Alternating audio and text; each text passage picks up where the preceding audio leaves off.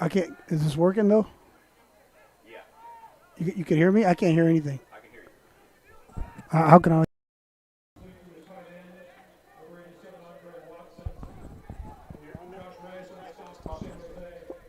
Hello?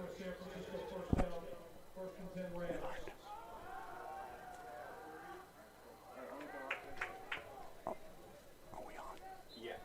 Hello, ladies and gentlemen. Welcome to San Jose City College for tonight's Bay 6 conference opener. We had a little bit of technical difficulties, and we're here live now as San Francisco City College is on their first drive. They took over on the 15-yard line, and it's going to be 2nd and 10 right now. San Jose City had the ball, the opening kickoff. They went 3 and out, and this is San Francisco City's first drive.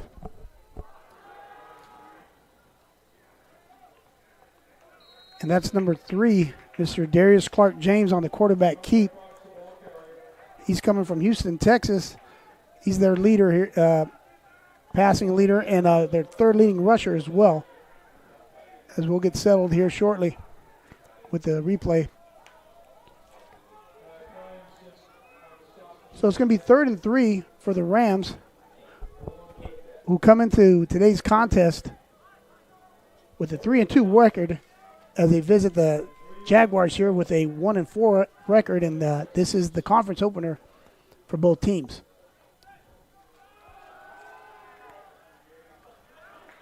And that's number 28 with the ball. He's running to the right.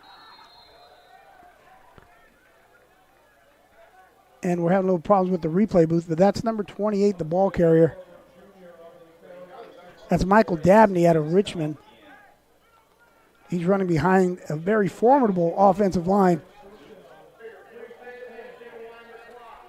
He's running to his right behind Perez and Miranda, 68. First down, City. Once again, same play to the right once again. And we got number 45 coming in, making the tackle. That's Roman Jacobs out of Palo Alto High School for the Jaguars. Now, City College from San Francisco likes to go fast. They have quite a lot of weapons. Number 10, Jeremiah Nash out of my hometown of Stockton, California. He's their all-purpose leader. So they'll look to get him the ball quite often.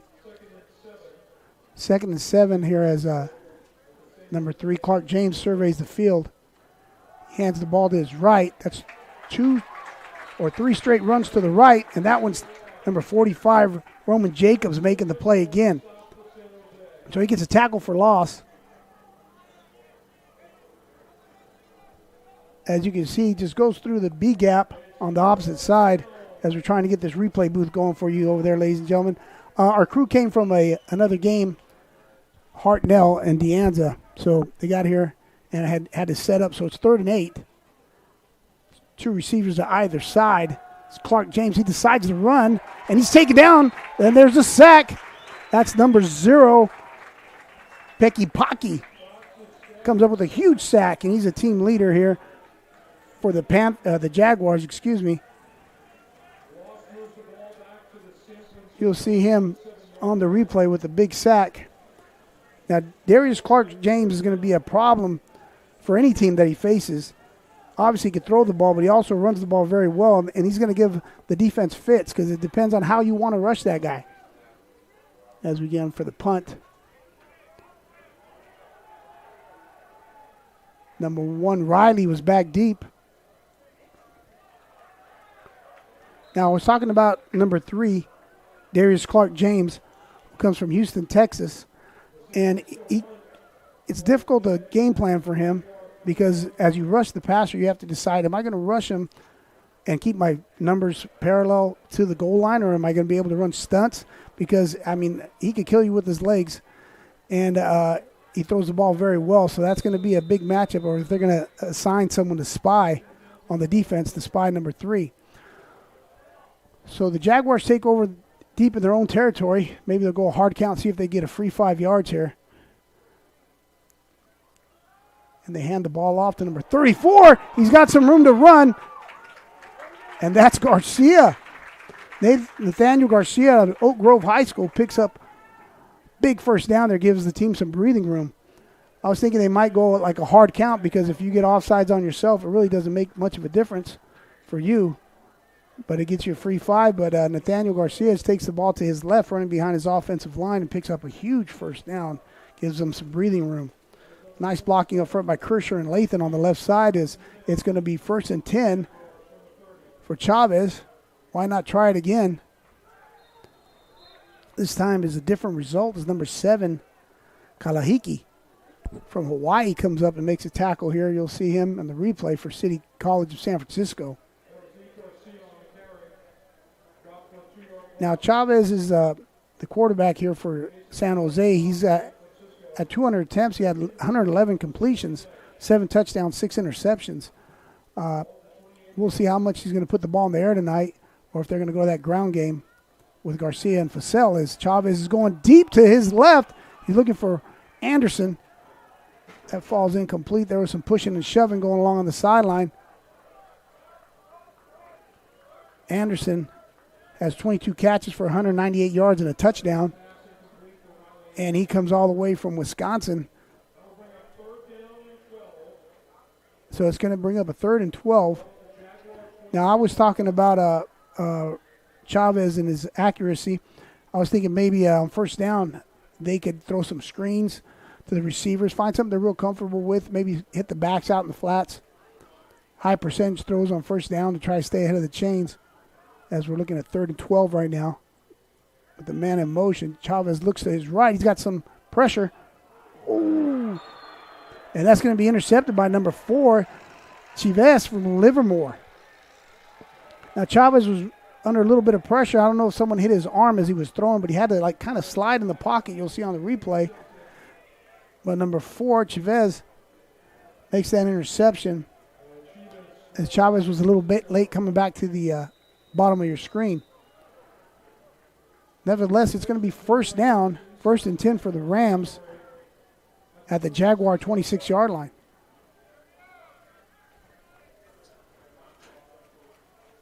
Now, I was mentioning number 3, Clark James. He's got a guy named J.T. Foreman, who we've covered before. He's out of Turlock High School.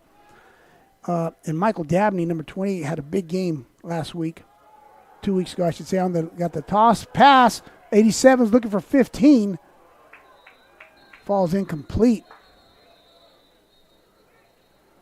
So that was number 87 on the pass.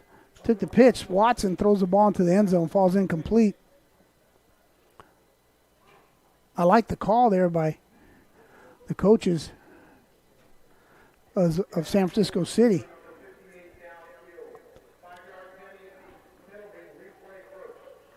So that's going to be an illegal man downfield.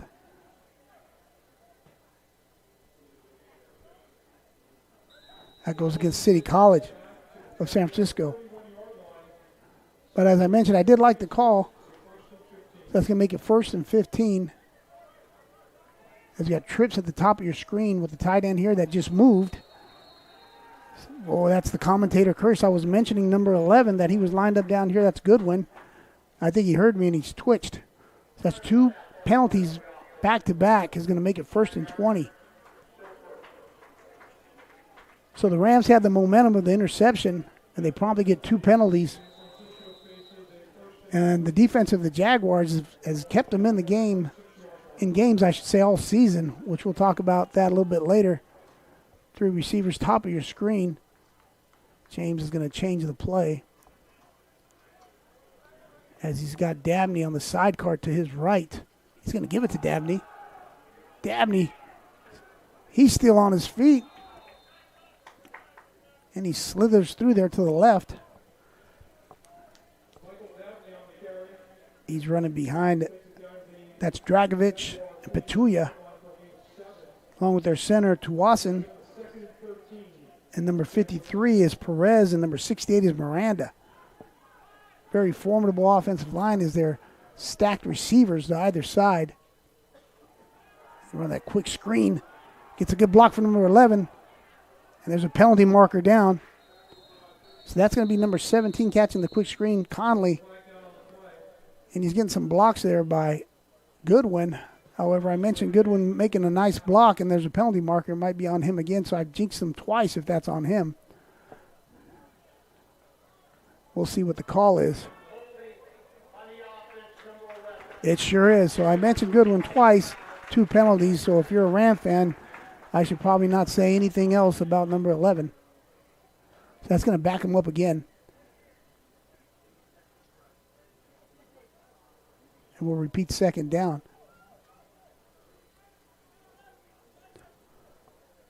Now, I was talking about the defense of the Jaguars here. Jaguars are 1-4. Of the 4 losses, 2 losses have been by less than 1 score. And the other 2 losses were by 2 scores. So they've been in the game. Each game that they've lost, could have won either way. So they run the RPO. Dabney pull the ball out of the stomach of Dabney, and he throws a completion to number 87. It's Andre Watson. So he runs that RPO because you got to respect the fact that number 3, Clark James, will run the ball. As I mentioned, he's the 3rd leading rusher on the team. He ran for 2 touchdowns in their last game. As he drops back to pass here, he's looking to his right. He's going to stop and no, he's going to take off and run. He's still on his feet. And he's finally tackled by number 38 of the Jaguars. That's going to be Shamar Matthews out of Oak Grove High School. And we look at the athleticism of number 3, Darius Clark James, who I mentioned ran for 2 touchdowns in their last game and is the 3rd leading rusher on the team. Now, earlier I was mentioning, how are they going to defend against Clark James? Are they going to assign a linebacker to spy him? How are they going to have the front 4? Are they going to run any twists? As Dabney on the straight give. That's number 38 once again on the tackle. That's Matthews along with number 26, Barrett, Isaiah Barrett. You'll see them come up, and they're back on the ball again. Gives it again. And he gets out to the left, and it's going to be a touchdown. Dabney, as they run that RPO once again. Dabney on his touchdown, running to his left behind Petulia and Dragovich.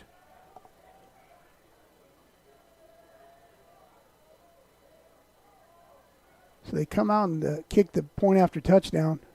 You'll see the touchdown here. As Dabney had a big game 2 weeks ago.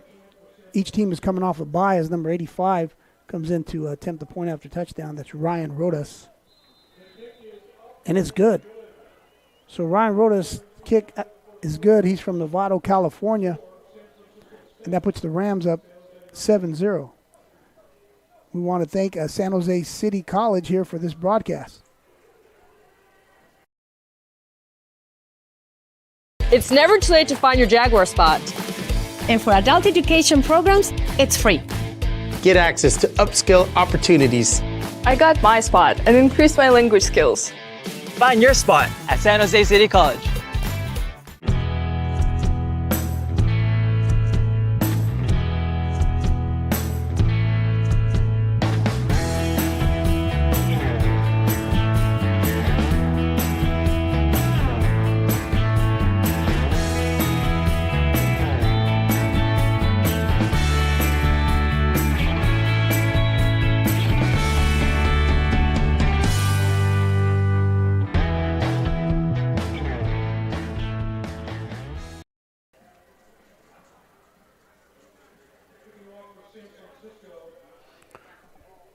And here we go. We're back live as the ball's kicked off, and it's going to be Riley Anderson on the return. And you'll see him coming down the field. He's still on his feet.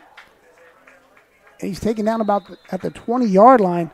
Now, Riley Anderson, I mentioned his stats of 22 catches for 198 yards, a touchdown. He has a longest reception he has for 76 yards, but he does so much for this team, as well as the other receivers like Price, Moon, Wilson, and a whole of the tight end as well. They block very well for one another. They give Chavez a lot of tools that he could work with.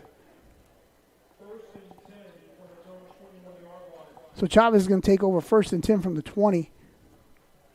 This is their second possession. As the first possession, we were unable to cover it. It was a 3 and out, and they punted.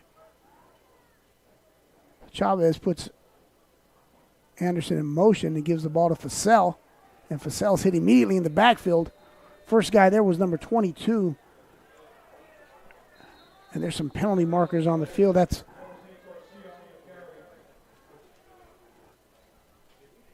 So we'll see in the replay there's a tackle for loss. However, there are penalty markers on the field.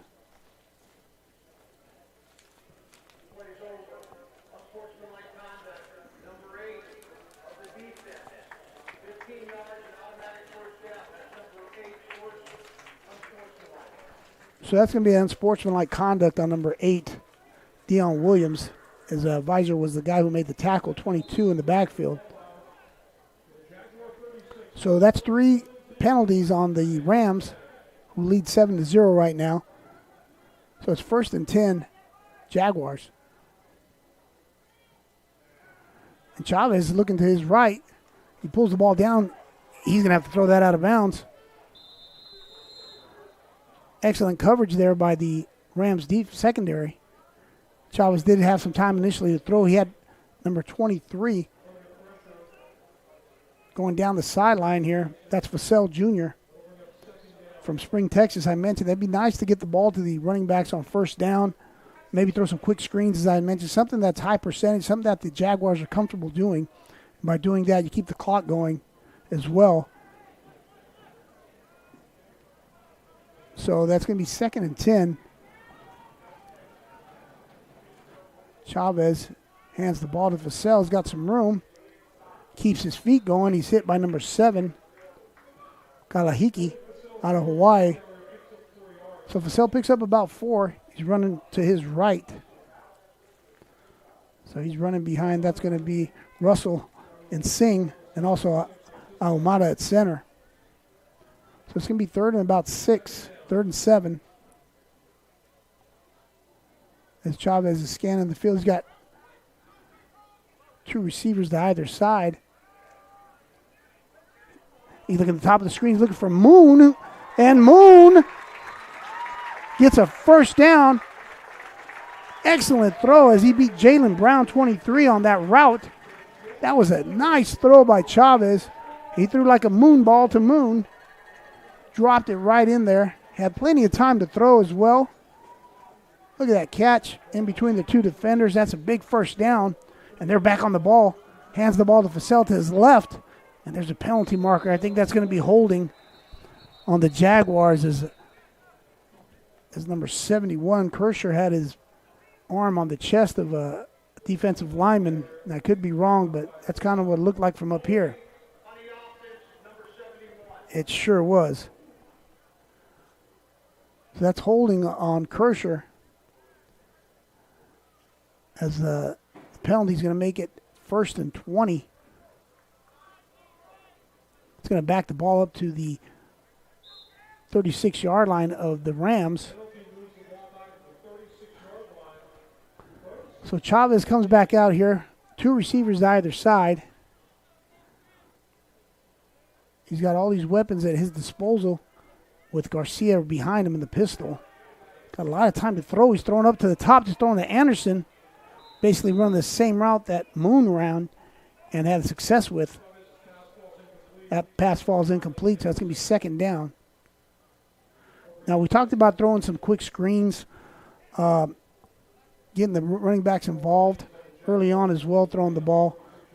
The reason I mentioned that is because the clock could keep running. Now, San Jose throws the ball quite a bit. The last game that they had 24 incompletions. That means the clock stopped 24 times on incomplete passes. And the defense has been out there for a long time. Now, they come out in this empty formation, 3 receivers at the bottom of your screen, 2 at the top. Now, Chavez is dangerous. He can run as well. So he's counting the numbers to see if he likes the matchups. And this time he's going to get sacked. He lands on the eye of the Jaguar. Number 22 was initially there. First guy there. That's Visor.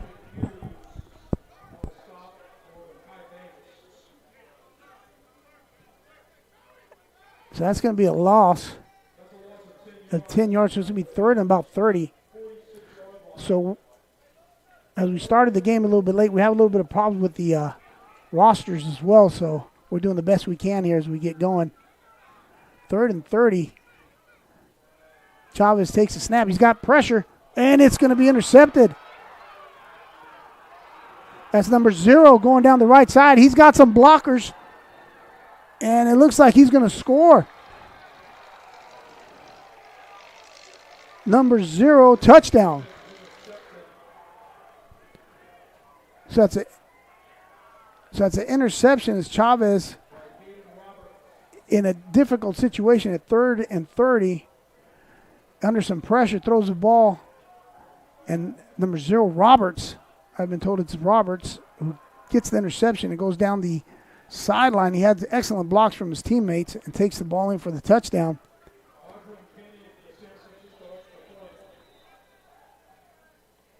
So Rodas back in to attempt the point after touchdown, and he is looking good there. So that's going to be 14-0 in favor of the Rams as we take this timeout, as this broadcast is brought to you by San Jose City College.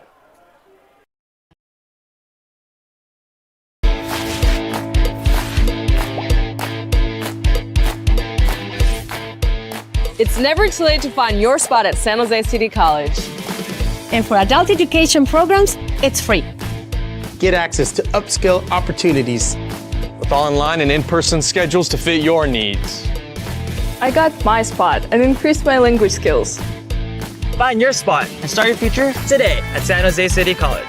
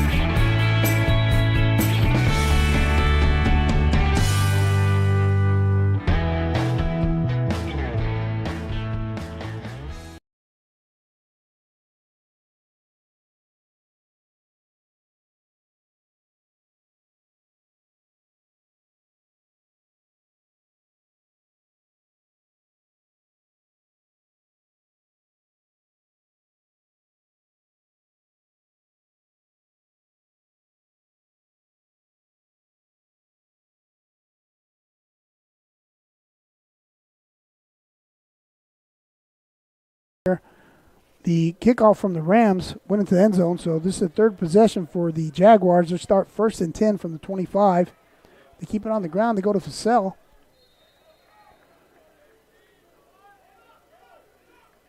And that looks like it's going to be number 16. Originally there, the first guy. That's James Otis out of Edison and from my hometown of Stockton. So he makes a tackle after Fussell picks up about 2. Now, they take some time in the huddle, which is nice. I like to see that. As we mentioned, try to slow things down a little bit as the Jaguars' offense is back on the field and looking at 2nd and 8. And Fussell's got some room. He's still on his feet. And he's taken down by number 16. We'll call that like a side tackle. James Otis from Stockton. Again, 2 plays back-to-back. And that's 2 consecutive runs as he was running behind Russell and Singh to his right with Almada at center. They're going to keep it on the ground. And that's Fussell still on his feet. He had Kersher pulling around the other side. Now I'd like to see him get in the huddle and take some time. Like I mentioned here, you see Kersher coming around and then Fussell keeping his feet, and Lathan also right here. You see him getting involved a little bit late on the play. That's great. 2 big runs, 2 nice runs, I should say. 2nd and about 7. More importantly, that clock keeps running as Chavez is surveying the field here. 1 safety is what the Rams are showing. Chavez to the bottom of your screen with an excellent one-handed catch by Garcia. No, it's not. Pass was incomplete, but I like what the coaches are doing here. I like what Coach Duran is doing as the offense coordinator. He's keeping the ball on the ground, throwing it to their running backs. So right now it's a 3rd and about 7. Let's see if they try to work the middle of the field with number 5 here down at the bottom of your screen coming across. That's Lyson, Oliver Lyson out of Woodside. See if they find him on a crossing route or something. And Chavez is under some pressure right away. He does throw in the direction of number 5, but out of bounds.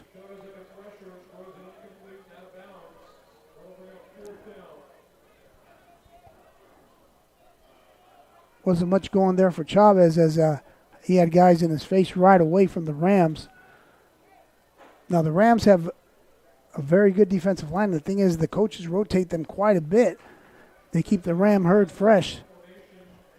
Got number 87 back deep for the Rams. That's Andre Watson. He's waiting for the punt. Watson fields it.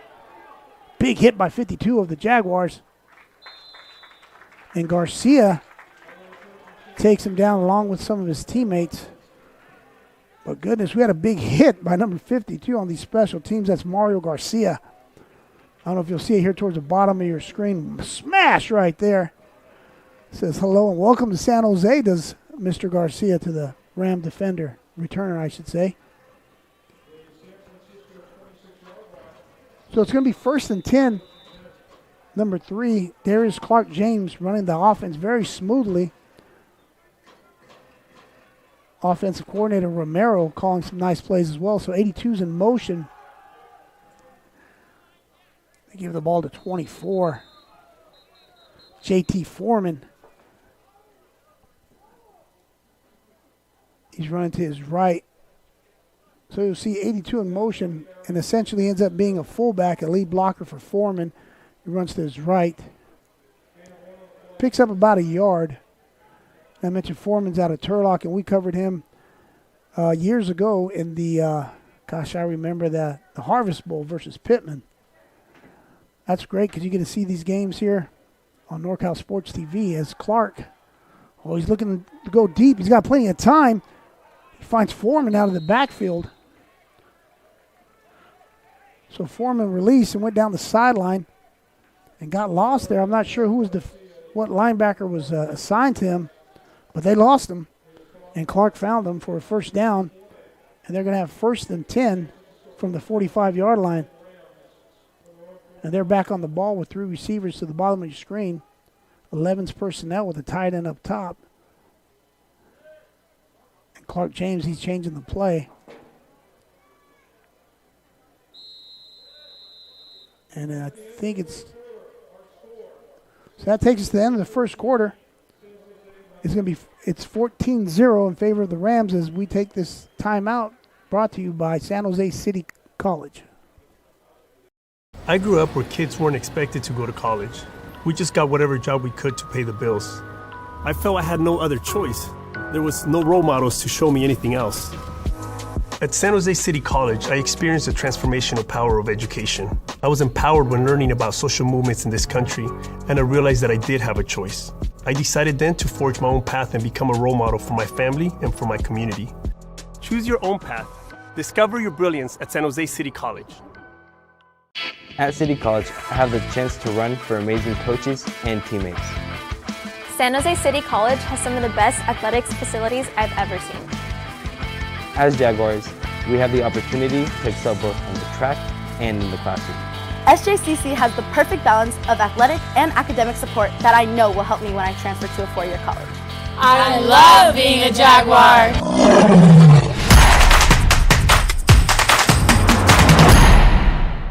I grew up where kids weren't expected to go to college. We just got whatever job we could to pay the bills. I felt I had no other choice. There was no role models to show me anything else. At San Jose City College, I experienced the transformational power of education. I was empowered when learning about social movements in this country, and I realized that I did have a choice. I decided then to forge my own path and become a role model for my family and for my community. Choose your own path. Discover your brilliance at San Jose City College. At City College, I have the chance to run for amazing coaches and teammates. San Jose City College has some of the best athletics facilities I've ever seen. As Jaguars, we have the opportunity to excel both on the track and in the classroom. SJCC has the perfect balance of athletic and academic support that I know will help me when I transfer to a 4-year college. I love being a Jaguar.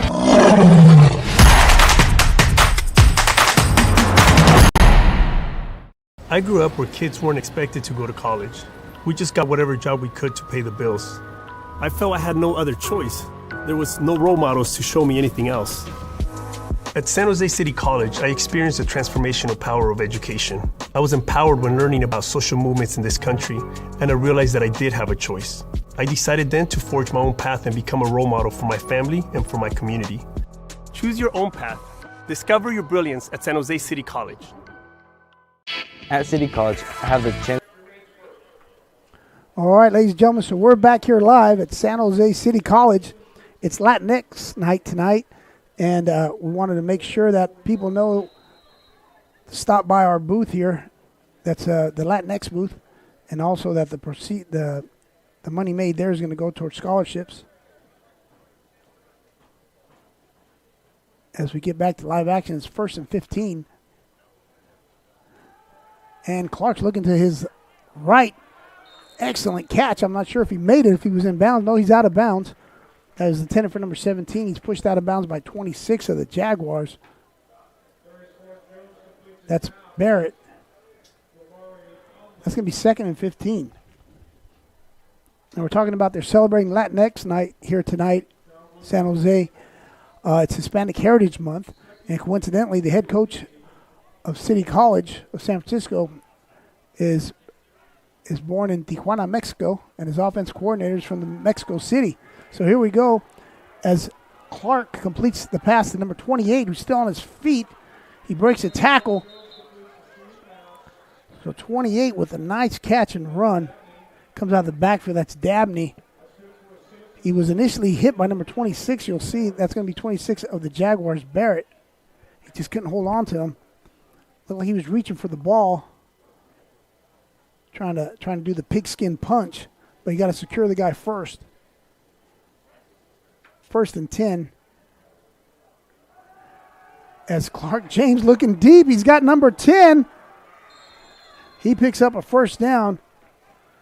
That's Jeremiah Nash. I mentioned him out of Stockton, California, McNair High School. He's the all-purpose leader in yards for the Rams. They're getting back on the ball. They're going to go fast now. Darius Clark James put a lot of air into that ball. Had he let him a little bit more, it'd be 6 points for the Rams. As they're back up on the ball, and he's giving him a signal at the bottom of your screen. And he's throwing to him. He decides to keep, and he's still on his feet. He's down about the 2-yard line. As Clark James, prior to that snap, was giving the signal to number 10, Nash, here at the bottom of your screen. He ended up having to keep it, as the pass rush of the Panthers was almost there. So it's going to be 1st and goal. Ball spotted about the 2-yard line. As you see number 3, Clark James, getting close to the end zone. He had to run because he was looking for Nash at the bottom of the screen. He wasn't there, and the pass rush of the Jaguars forced him out of the pocket. He's going to give that ball to Foreman. And Foreman's going to get in the end zone. Touchdown, Rams. Now, J.T. Foreman scores a touchdown, and we got an injured Panther on the ground. I like there as Darius Clark James even kind of pushed him, making him get him in there for sure. So as we have a Jaguar down on the field. I'm not sure who that is right now. But I was mentioning it's Hispanic Heritage Month here in San Jose City College has a booth set up and wanted to invite people to stay tuned for the halftime show. They're going to have a ballet folklorico that's going to be here. They're going to perform at halftime. And they have some booths set up, and the proceeds are going to go towards scholarships here. So we're trying to see who the Jaguar is that's down.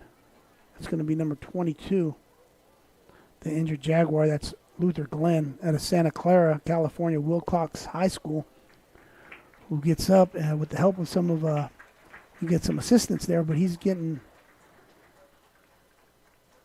off the field. As 85 Rodas or Rodas, I should say, comes in to attempt a point after touchdown out of the hold of number 30, Kinney.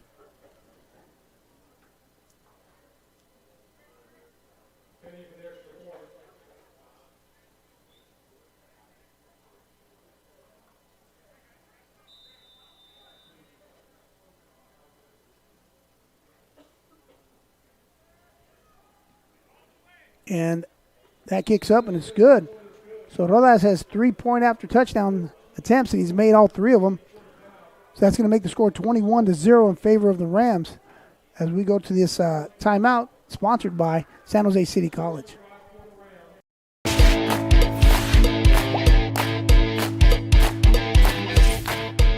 It's never too late to find your spot at San Jose City College. And for adult education programs, it's free. Get access to upskill opportunities. With online and in-person schedules to fit your needs. I got my spot and increased my language skills. Find your spot and start your future today at San Jose City College. There's more than one path to a successful future, and they're all in one spot at San Jose City College.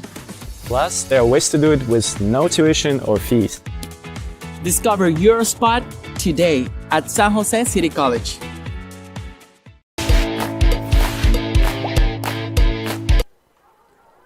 And here we go with Riley Anderson coming out of his own end zone, running down the sideline, and he just hurdled the guy. My goodness, Anderson, somewhere, there's a guy named Andre Phillips who's smiling right now.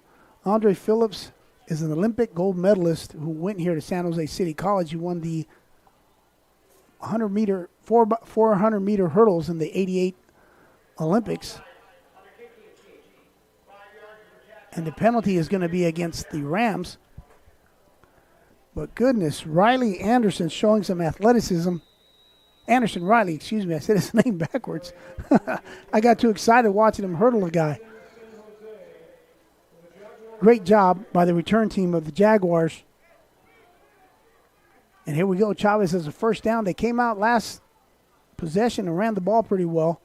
See if they go back to that.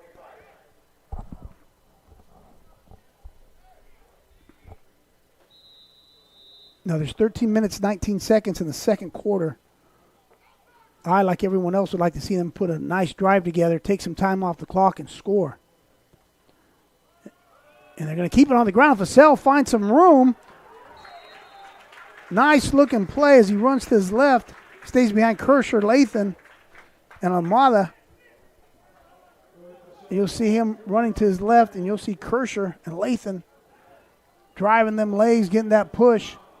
And Vassell takes off. Big gain, picks up a first down. As we're near midfield, we'll say that's about the 4 to 6 yard line of the Jaguars. Have 11's personnel. 2 receivers at the top of the screen. Now you got Moon in motion. And they're going to give it to Vassell, keep it on the ground. That's great. They pick up about 3. I know this sounds cliche, but stay ahead of the chains. I mean, that's something that everybody tries to do. As you see Vassell just running hard there behind his offensive line. Almada, Russell, Singh, Lathan, Kersher, getting some blocks from 88 Ahola as well. Clock still running. 3 receivers at the bottom of your screen with number 5 up top by himself. That's that's Price up top. Vassell on the side cart to the left of Chavez. Chavez looking at the top of your screen, tries to run a post route, and I don't know if that's intercepted. The pass falls incomplete. Number 4, Chavez pretty much ran the route for the receiver.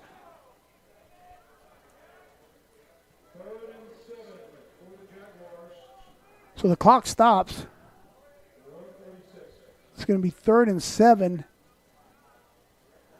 And let's see what the Jaguars and Coach Duran calls.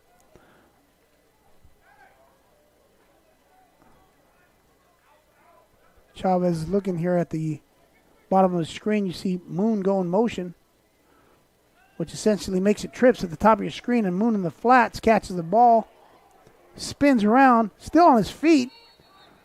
There's a herd of Rams over there at the sideline, and they push him out of bounds. That's going to bring up a punt situation, a 4th and about 4 for the Jaguars.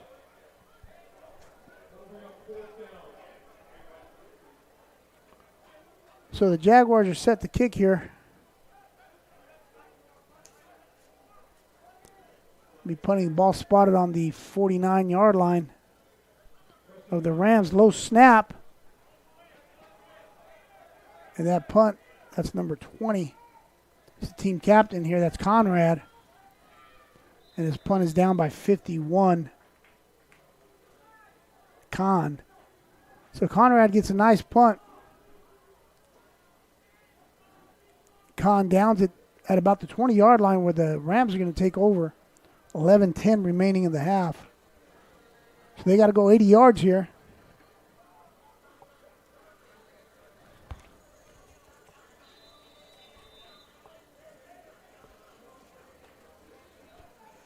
And that big offensive line comes out again. Petulia, Dragovich, Tuason, Perez, and Miranda. And they got the dangerous Darius Clark James, number 3, in the shotgun.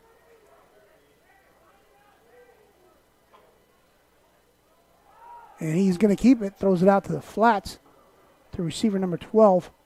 Excuse me, that's number 82. He completes the pass. 82 is Gabriel Rocha out of South San Francisco, California. Picks up about 8.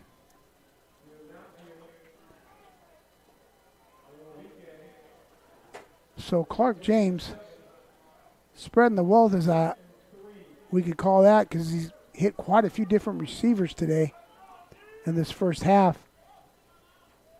He's going to keep that one on the ground, gives the ball number 13 on his first carry of the night. And he's taken down by number 52, Garcia, the bottom of the pile. No, that's, yes, 52 Garcia of the Jaguars. And that's going to be a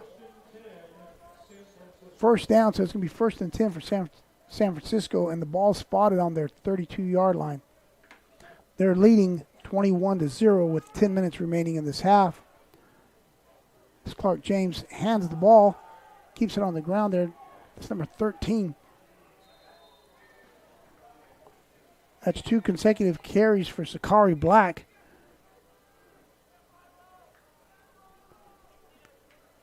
And he was taken down by Reyes of the Jaguars. Now Reyes has 26 tackles this season. That's second on the team. So the Rams going to put it in the air here. Whoa, number 10 down the sideline. Excellent play action by number 3, Darius Clark James. He hits number 10, Jeremiah Nash, down the sideline for a big gain, big first down. Now this is going to sound crazy, but the Jaguars, maybe they're going to dare them to throw the ball because they have to stop the run, and you have to respect that play action because Clark James is extremely dangerous as a runner, and you got to respect the play action. So they get a lot of big plays off play action passes. This time he does give the number 28. 52 Garcia in on the tackle. And 28 on the ball. He's the ball carrier. That's Dabney. Garcia's having a big first half. You see Garcia there. No gain, so he got back to the original line of scrimmage, did Dabney. And here's Clark going deep to number 17. And he had him as number 16 was in coverage. That's Elijah Brito out of San Jose here. But that's 2 touchdowns that Clark could have had, that he puts a lot of air under the ball. And he gets kind of held up there. So that's going to bring up a 3rd and 10 for the Rams. As Clark James looks to the sideline getting the call. That's 3 receivers at the bottom of your screen, and he's in 11's personnel. Clark James They run a mesh route across the middle. He's under some pressure, and there's going to be an interception. Yes, I believe he did catch that. That's going to be number 44, I believe. Yes, it was. Jess Ringel out of Scotts Valley High School. But let's go back to Tavita Peki out of Santa Teresa High School, who caused that interception. You'll see here on the replay as he's going to make the sack there. Peki does, causes an errant throw by Clark James and interception. And that's huge. As I talked about, the defense has been on the field a long time. And it gives the Jaguars the ball back with 8:49 remaining. They got their timeouts.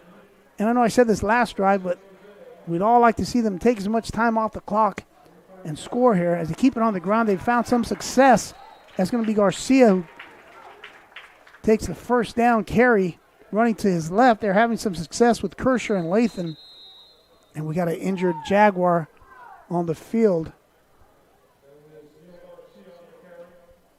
So Garcia running to his left behind Kersher and Lathan, picks up 5, maybe 6. However, we have number 8, Moon, who's down on the field. And Moon gets up and he hops off on his own power. So it's going to be 2nd and 5. 2nd and 4, we'll call it. As the Jaguars come back out. It was an injury timeout, so the clock starts right back up. 8:30 remains in this half. As they have 20s personnel now. 2 running backs in the backfield. And Anderson in motion. They're going to give the ball to Fussell. Fussell's turning his legs, keeps going behind his offensive line. He looks like he's going to have the first down. And yes, he does. He has a first down. So he's running behind Lathan and Ahumada and Russell. Good looking play. As the Jaguars pick up a first down. So they got 1st and 10 from their own 44-yard line. And you can hear the Jaguar roar here in the stadium. Chavez surveying the field, counting the numbers in the box. There's quite a few numbers in the boxes. There's no safety. And all of a sudden, number 7 goes back to safety. Kalahiki. And Fussell takes the pitch. He's down the right sideline, pushed out of bounds. That was going to be number 1, Hackard, out of Las Vegas. Pushed him out of bounds. There was no safety on the prior play until last second, I should say. Then number 7 go back. So everybody was in the box trying to stop the run on first down because the Jaguars have had some success on first down running the football. So that's going to be 2nd and 9 after a gain of 1. As Moon has yet to return to the game. 2 receivers to either side with Fussell and the sidecar to his right as Anderson comes in motion towards the bottom of your screen. And Chavez is throwing the ball complete to number 85, the tight end running across the crossing route. And that's number 85, the tight end, Zach Pollock, out of San Jose Piedmont Hills High School. So that's a good-looking play as Pollock picks up a big first down. And the Jaguars have a 1st and 10 at the 39-yard line of the Rams. 6 minutes, 40 seconds remaining in the half. 20s personnel, 2 receivers to the top of your screen as Anderson Riley comes back in motion. They keep it on the ground to Fussell. Fussell's still on his feet as he bounces out. He's still going. And he's tied up there by I think that was number 34 of the Rams, Dre Seal out of Tacoma, Washington, Lincoln High School. So they're finding some success on first down as they're running behind Russell and Singh on that particular play. Maybe a little play action might be in the mix here of Coach Duran's bag of offensive plays here as Chavez is surveying the field. He's just going to throw this one here, looking for Anderson coming across the middle. And he's going to, oh, he had a receiver. Threw it behind. I believe that was Vassell. Not sure who that was. It came out of the backfield. You'll see number 21 it was, I believe, of the Jaguars. 22, I'm sorry. 22, that's Glenn. That's going to bring up a third down. Chavez did have Glenn, but he just threw it a little bit short. 3rd and 10. 11's personnel as 15 goes in motion, making the trips to the right. And they're going to keep it on the ground with Glenn. And, oh, what a nice tackle by number 22 of the Rams, because that was a good-looking play. You'll see there was no one in front of him if he could have got around the other defender there with number 4, I believe, but 22 for the Rams makes a tackle in the backfield. We don't have his jersey number. I believe it's Visor. But excellent play by 22 of the Rams. Tackle for loss brings up a 4th and about 14 as Conrad's back in the punt. And he has a beautiful kick. Fair catch is called at the 10-yard line by 87 Watson out of Washington, Bellingham, Washington. And the defense of the Jaguars is going to come back out. So it's Hispanic Heritage Night, and I'll take you back about 40 years ago. As a young man, I went to a football game at University of the Pacific, and they had an offensive lineman that just happens to be the head coach now at San Francisco City College. And I remember my friend that took me to the game says, look, that guy's from Tijuana. So he goes, you could do it too, man. Think about playing football. So it was crazy. Now 40 years later on Hispanic Heritage Night, I see a guy who helped inspire me to become a football player, as his team is leading 21-0 right now. And they keep it on the ground. Nice tackle. I think that's number 26. It is for the Jaguars. That's Barrett out of Redwood City, Sequoia High School. It's going to be 2nd and 7, we'll call it. 4 minutes, 44 seconds remaining.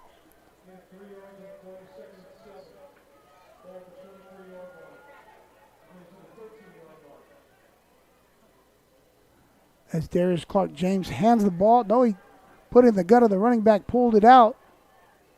And there's a penalty marker. Might have a lineman downfield, not sure. That's excellent ball handling there by number 3, Darius Clark-James. And they're going to wave the flag off. Usually on those RPOs, it's the linemen that get downfield. Sometimes, you know, because when I say they're not thinking, I don't mean they're not thinking mentally. What I mean is they're just running, they're run blocking, I should say. They don't care if the ball's going to be thrown. That's up to the quarterback to make the proper read, to pull the ball out of the running back's breadbasket and to throw the ball. So sometimes linemen, they just get downfield because they're run blocking. That's all they're thinking. So here we go. So it's first down. Trips to the bottom of your screen as 88 comes over as a lead back. And what a move there by number 13 as number 43 of the Jaguars whiffed. Had him, that's Lonnie Angolea Jr. out of Silver Creek High School, had a tackle for loss, and then he looked like a bull and a matador there in an Olay move. And it's going to be 2nd and 5.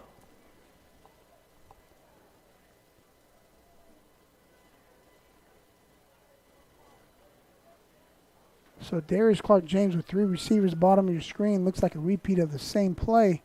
And this time he's going to have a different result as they put the tight end in motion, who essentially ends up being a lead blocker. Nice play by the Jaguars at the bottom of the piles. 44, Jess Ringel, Scotts Valley High School product.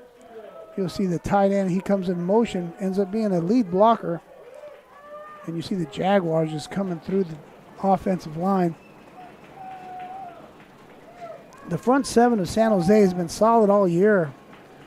They've been on the field quite a bit, but they are tough. That's Brissois, Ongalea, Becky Pocky, who helped cause that interception, and Priestorf as well. So 3rd and 4 3rd and 3, penalty marker on the field.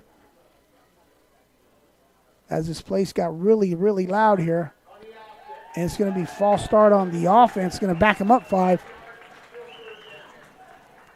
That's going to be number 12. Helped out on that penalty. When I say that, 12 is the fans, the extra player there, because they were loud here on that. Helped cause that offsides call. 3rd and 8.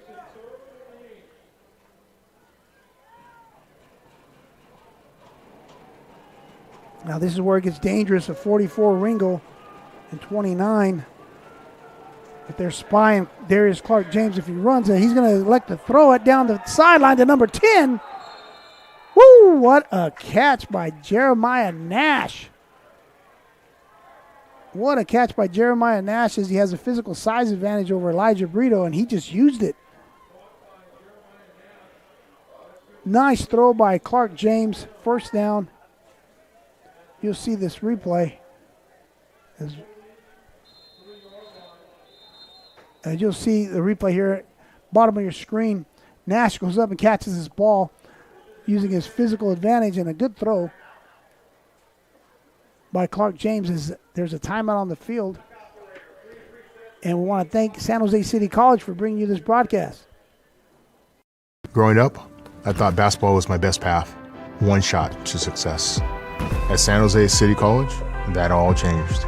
My mentors saw more in me than I saw in myself and showed me that I could be anything. No one in my family had ever graduated from college, but I knew I had an obligation for future generations. At San Jose City College, you can go anywhere you want to go and be anything you set out to be. Discover your brilliance at San Jose City College. Coming to San Jose City College is one of the best decisions I've ever made. Because of City College, I became a better athlete and student. City College has some of the best sports facilities I've ever seen. As Jaguars, we have the opportunity to excel on the court and in the classroom. At City College, I've had the chance to play for amazing coaches and teammates. I know this experience will help me when I transfer to a four-year college. Gentlemen, welcome back. NorCal Sports TV. I'm Carlos Franco, and we're here live in San Jose watching a tremendous game here. Jeremiah Nash out of Stockton, my hometown, just made a nice catch down the sideline, giving the Rams a first down. Darius Clark-James looking for him again, and they're throwing the ball again to Nash. He goes up for it, and touchdown. Number 10 in double coverage. What a throw and what a catch. Number 3, Darius Clark-James throws the ball. You'll see at the bottom of your screen looking for number 10, Jeremiah Nash, out of McNair High School. He goes up, high points the ball. There's 2 defenders there. As a coach, you would say, don't throw it there, man. There's 2 guys. But you got a guy like Nash, number 10, that goes up, defies gravity, and makes that catch. So as Rodas comes in to try to stay perfect, he is a perfect 4 for 4 on his point after touchdown attempts. 28-0 Rams. A minute 54 remaining in the first half.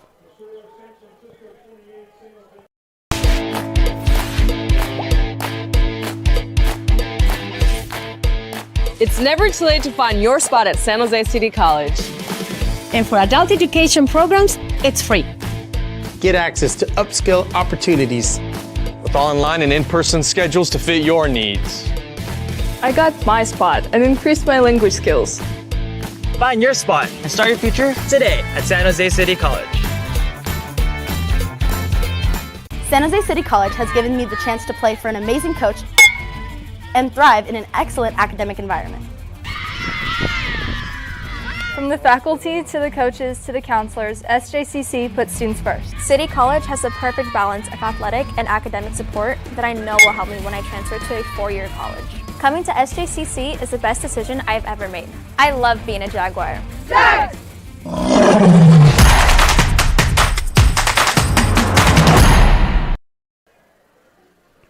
So here we go. Onside kick. I think they touched it a little bit early, did the Rams. As the ball has to travel 10 yards, there's a penalty marker on the field, and that's pretty much what happened. So you'll see here, I believe the Rams touched the ball a little bit early. So that's going to give the Jaguars the ball back. Pretty good field position. As Coach Winkler's talking to one of the officials. Want to welcome everyone here to Latinx night here at San Jose City College. I was mentioning that as a young man I watched Coach Nuno play at UOP. My family, we're originally from Tepatitlan, Jalisco, Mexico. So that was very inspirational on here on Hispanic Heritage Month, Latinx night. He inspired me to play football.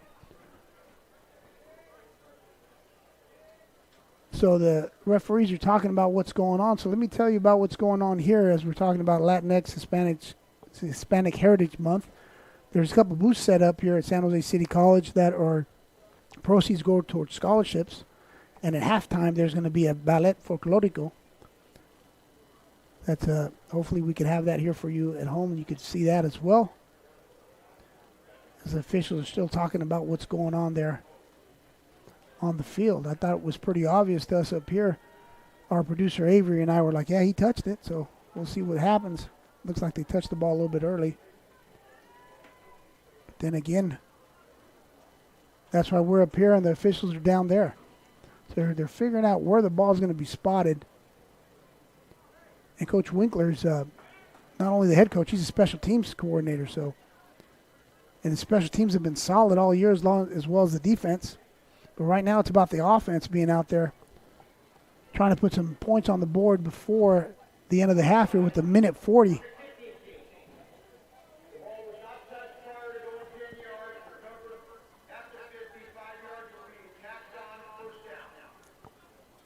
So there you go, ladies and gentlemen. The white cap explain it.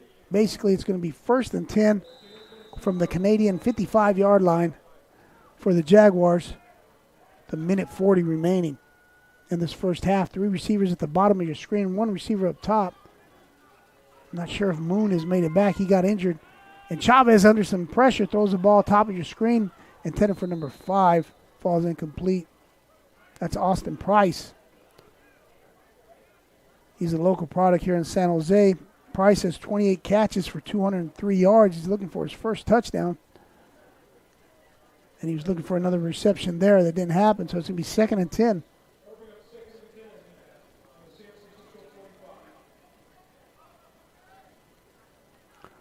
So here we go. Jaguars have had some success running the football out of this formation here. And they go back to the ground. And that's a nice pursuit tackle by number 97, Bradley Amston out of Washington. And City College of San Francisco decides to take a timeout after that tackle. It's going to be 3rd and 7 as we go back to thank San Jose City College for this broadcast. Since the 60s, San Jose City College has been a training ground for gold. Host to a number of elite athletes who have trained to achieve their personal best and made it to the podium. Supported by an athletic and academic community, we can all achieve greatness, gain knowledge, train, and grow to be a champion on and off the field. SJCC's athletic programs set the pathway for a brilliant future. Join this legendary roster and discover your spot at San Jose City College. Coming to San Jose City College is one of the best decisions I've ever made. City College has the right balance of athletic and academic programs. City College has some of the best sports facilities I've seen. The friendships and connections I made here will last a lifetime. I know this experience will help me when I transfer to a 4-year college. And we're back here live, Latinx Hispanic Heritage Month here at San Jose City College. And Moon is back in at the bottom of your screen, which is great for Jaguar fans. And Chavez looking at, ooh. I was going to mention that he was looking at the top of the screen, but he was looking at the chest of number 97, Bradley Amston of Washington, who's made 2 big plays back-to-back.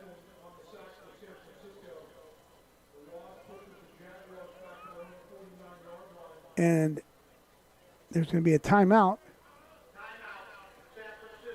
So City College has of San Francisco. 2 big plays by 97 Amston in a row and 2 timeouts as Coach Nuno is trying to get the ball back, put the ball back in the hands of number 3 Darius Clark James under the direction of Coach Romero, and to see if they can put some more points on the board. So 4th down, and it looks like the Jaguars are going to punt.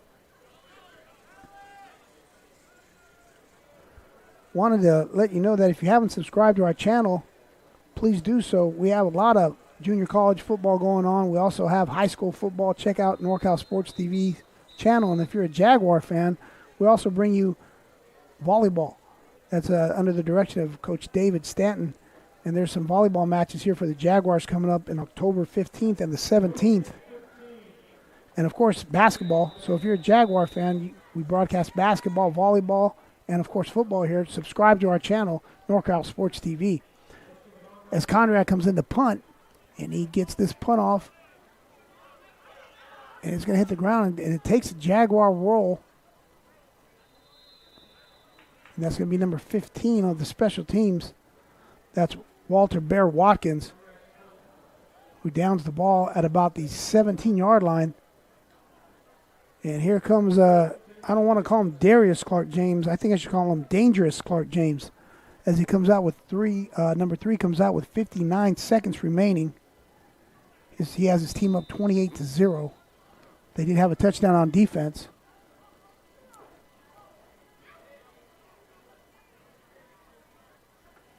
So here comes City College of San Francisco.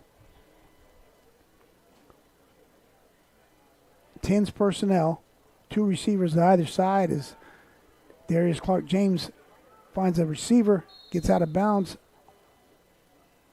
That's number 29 and number 38 Matthews, and along with Stender of the Jaguars pushing him out of bounds. It's going to be a first down. Now in the backfield, they got number 87, I believe, Watson, or 88 Walsh as a blocker. So they're going max protection, and they're going to go throw the ball deep. As I was getting at, to have the extra big body back there to block to make sure that they get some time to throw the ball, and the ball falls incomplete.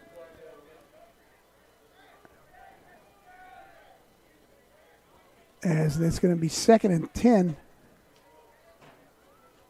Let's see what the officials are discussing now. Not sure if someone went out of bounds, was pushed out of bounds. Either way, it was an incomplete pass, so the clock stopped. Oh. So that's going to be pass interference against the Jaguars. It's going to get number 38, Matthews.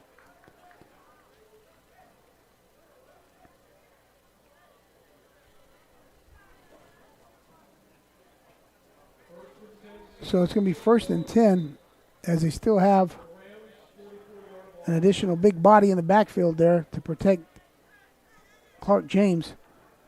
As he looks at the bottom of your screen here, giving a signal. Little hand signal to the bottom of your screen. Watch out. He's under some pressure as 51 is chasing him. And he completes the ball here at the bottom of your screen. That's number 10, Jeremiah Nash, sprinting to the official to spot the ball. That's a high football IQ there, ladies and gentlemen, as he gets the ball quickly to the official so he can spike the ball. If you're watching that at home, that was great. Don't throw the ball to the official, as no offense to the officials. They're not athletes. They'll drop the ball.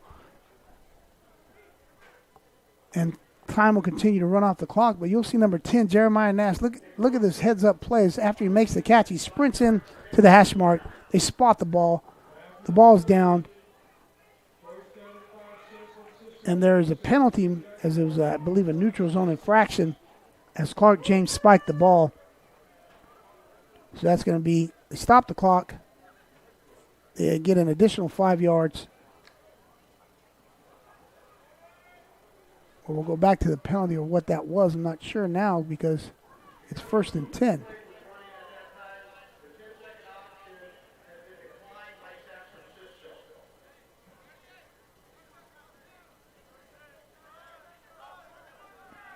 As the officials,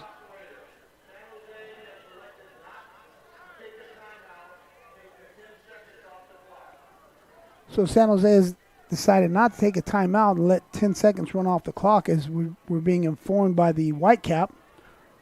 So what will happen here, it's going to go 10 seconds, let it run off, and then the clock will start. They'll snap the ball and they'll go. And Darius Clark-James looking at the bottom of your screen here, throwing the ball to number 19 as he looks like he might have pushed off a little bit. Ball falls incomplete. That was number 9, Ben Chavez. And he was in pass coverage, as was Ben Chavez. Looked like he got pushed a little bit. But the pass fell incomplete, so that stops the clock with 12 seconds remaining in this half. 28-0, the Rams lead the Jaguars.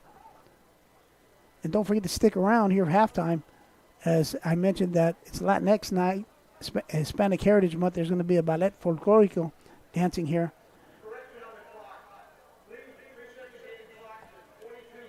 And we're being told to reset the clock now at 22 seconds. And the ball's going to start on snap, so the Whitecaps fixing the clock there again. That's putting time on the clock and taking time off. And here we go, 2nd and 10. Clark-James looking at the bottom of your screen, under some pressure. Oh, he was almost sacked by 42. And he runs out of bounds. Number 42 almost had him. That's Jacob Willman of Lincoln High School. Almost had him in the backfield. That would have been a huge sack for the Jaguars. But Clark-James is a strong guy. He was able to get through that arm tackle and took off, picked up some yards. Picked up a first down, actually. And not only did he pick up a first down, he's football IQ. Got out of bounds, stopped the clock. Like I said, not Darius. He's dangerous, Clark-James. So here we go. 1st and 10. Number 3 surveying the field. Has an extra blocker in. Now, number 2 almost sacked him for the Jaguars. Goodness, number 2, Reyes, almost had a big tackle for loss of sack as Clark-James gets on the ball and they spike it right away. Tremendous awareness as well by the Rams to know where they're at, to be able to sprint up to the ball and to be able to spike the ball to stop the clock. And they're going to attempt a field goal here. Ryan Rodas, who's been perfect, 4 for 4 on his point after touchdown attempts. He's going to try to kick a field goal here out of the hold of number 30, Kenny. At least that's what they're lining up to do, as 2 seconds remain in the half.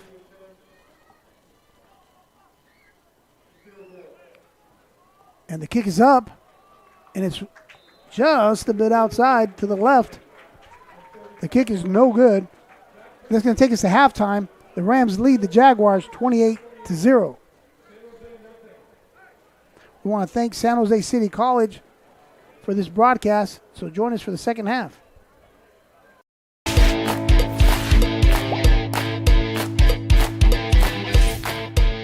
It's never too late to find your spot at San Jose City College. And for adult education programs, it's free. Get access to upskill opportunities with online and in-person schedules to fit your needs. I got my spot and increased my language skills. Find your spot and start your future today at San Jose City College. Since the 60s, San Jose City College has been a training ground for gold. Host to a number of elite athletes who have trained to achieve their personal best and made it to the podium. Supported by an athletic and academic community, we can all achieve greatness, gain knowledge, train, and grow to be a champion on and off the field. SJCC's athletic programs set the pathway for a brilliant future. Join this legendary roster and discover your spot at San Jose City College. I grew up where kids weren't expected to go to college. We just got whatever job we could to pay the bills. I felt I had no other choice. There was no role models to show me anything else. At San Jose City College, I experienced the transformational power of education. I was empowered when learning about social movements in this country, and I realized that I did have a choice. I decided then to forge my own path and become a role model for my family and for my community. Choose your own path. Discover your brilliance at San Jose City College.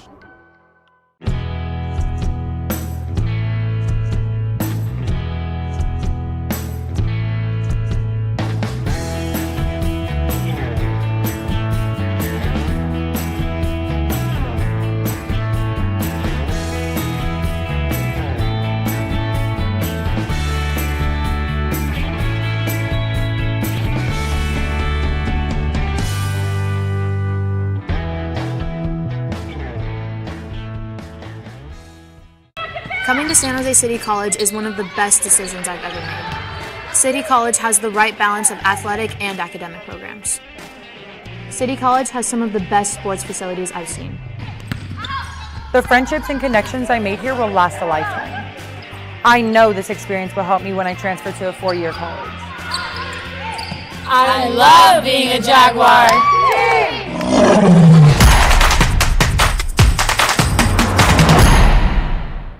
At City College, I have the chance to run for amazing coaches and teammates. San Jose City College has some of the best athletics facilities I've ever seen. As Jaguars, we have the opportunity to excel both on the track and in the classroom. SJCC has the perfect balance of athletic and academic support that I know will help me when I transfer to a four-year college. I love being a Jaguar.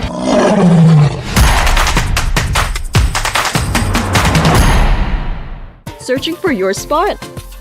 At San Jose City College, you can graduate and transfer in just 2 years. Plus, there are ways to do it with no tuition or fees. Get on your path.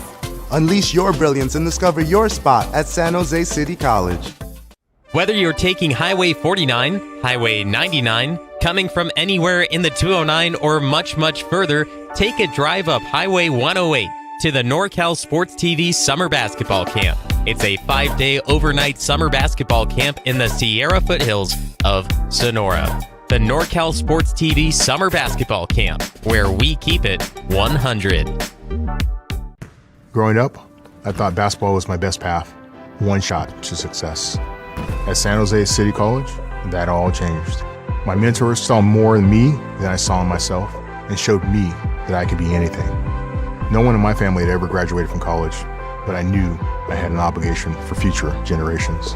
At San Jose City College, you can go anywhere you want to go and be anything you set out to be.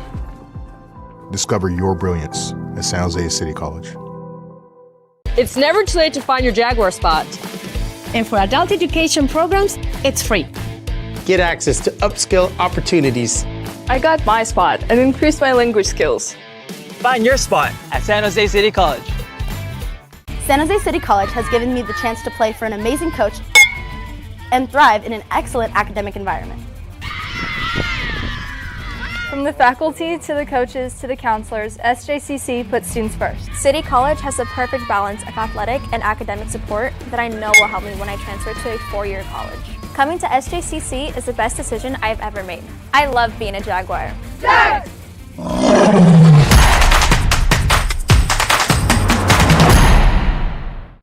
There's more than one path to a successful future, and they're all in one spot at San Jose City College. Pick yours to get your degree and transfer in just 2 years. I've got my spot, and now I'm getting jaggy with it. Plus, there are ways to do it with no tuition or fees. A lot of ways. And San Jose City College can help you find them. Get on your path. Unleash your brilliance and discover your spot at San Jose City College.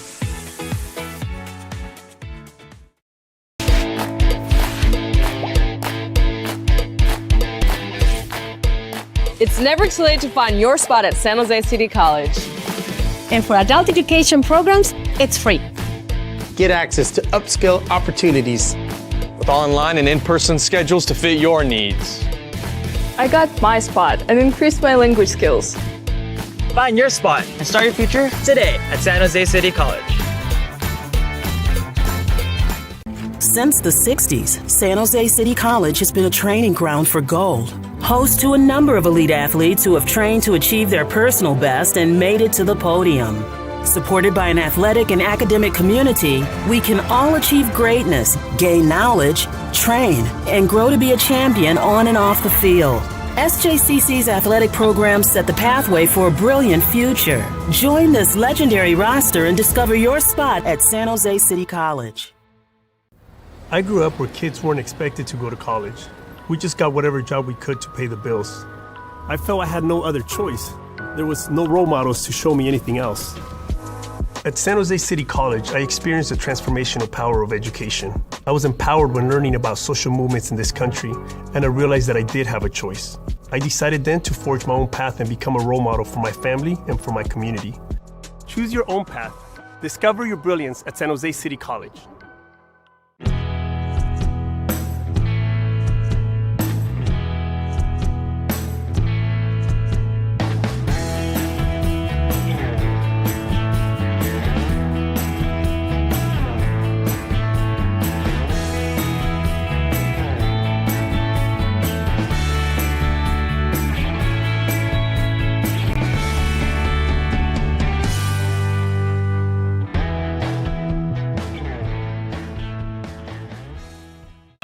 Coming to San Jose City College is one of the best decisions I've ever made. City College has the right balance of athletic and academic programs.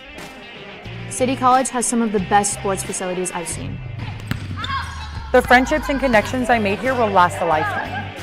I know this experience will help me when I transfer to a four-year college. I love being a Jaguar.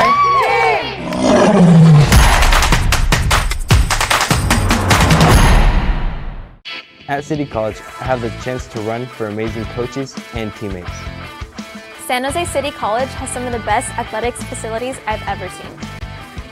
As Jaguars, we have the opportunity to excel both on the track and in the classroom. SJCC has the perfect balance of athletic and academic support that I know will help me when I transfer to a four-year college. I love being a Jaguar.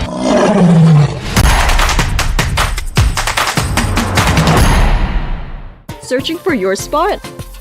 At San Jose City College, you can graduate and transfer in just 2 years. Plus, there are ways to do it with no tuition or fees. Get on your path. Unleash your brilliance and discover your spot at San Jose City College. Whether you're taking Highway 49, Highway 99, coming from anywhere in the 209, or much, much further, take a drive up Highway 108 to the NorCal Sports TV Summer Basketball Camp. It's a 5-day overnight summer basketball camp in the Sierra foothills of Sonora. The NorCal Sports TV Summer Basketball Camp, where we keep it 100. Growing up, I thought basketball was my best path, one shot to success. At San Jose City College, that all changed. My mentors saw more in me than I saw in myself and showed me that I could be anything. No one in my family had ever graduated from college, but I knew I had an obligation for future generations. At San Jose City College, you can go anywhere you want to go and be anything you set out to be. Discover your brilliance at San Jose City College. It's never too late to find your Jaguar spot. And for adult education programs, it's free. Get access to upskill opportunities. I got my spot and increased my language skills. Find your spot at San Jose City College. San Jose City College has given me the chance to play for an amazing coach and thrive in an excellent academic environment.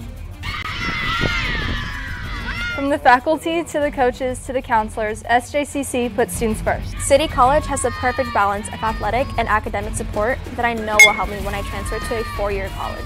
Coming to SJCC is the best decision I've ever made. I love being a Jaguar. Jags!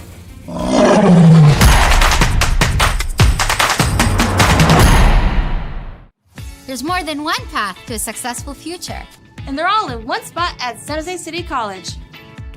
Pick yours to get your degree and transfer in just 2 years. I've got my spot, and now I'm getting jaggy with it. Plus, there are ways to do it with no tuition or fees. A lot of ways. And San Jose City College can help you find them. Get on your path. Unleash your brilliance and discover your spot at San Jose City College.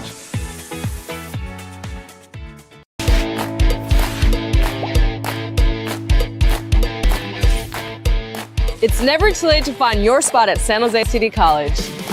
And for adult education programs, it's free. Get access to upskill opportunities. With online and in-person schedules to fit your needs. I got my spot and increased my language skills. Find your spot and start your future today at San Jose City College. Since the 60s, San Jose City College has been a training ground for gold. Host to a number of elite athletes who have trained to achieve their personal best and made it to the podium. Supported by an athletic and academic community, we can all achieve greatness, gain knowledge, train, and grow to be a champion on and off the field. SJCC's athletic programs set the pathway for a brilliant future. Join this legendary roster and discover your spot at San Jose City College. I grew up where kids weren't expected to go to college. We just got whatever job we could to pay the bills. I felt I had no other choice. There was no role models to show me anything else. At San Jose City College, I experienced the transformational power of education. I was empowered when learning about social movements in this country, and I realized that I did have a choice. I decided then to forge my own path and become a role model for my family and for my community. Choose your own path. Discover your brilliance at San Jose City College.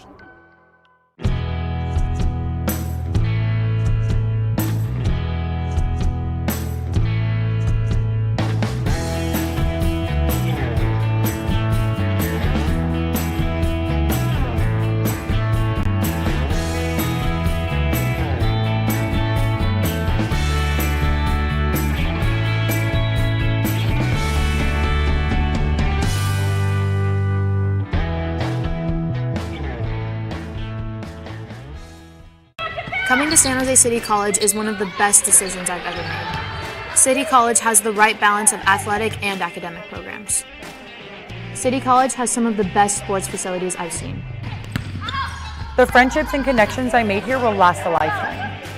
I know this experience will help me when I transfer to a four-year college. I love being a Jaguar.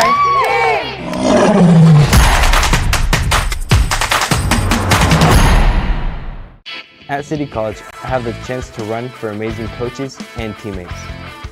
San Jose City College has some of the best athletics facilities I've ever seen. As Jaguars, we have the opportunity to excel both on the track and in the classroom. SJCC has the perfect balance of athletic and academic support that I know will help me when I transfer to a four-year college. I love being a Jaguar.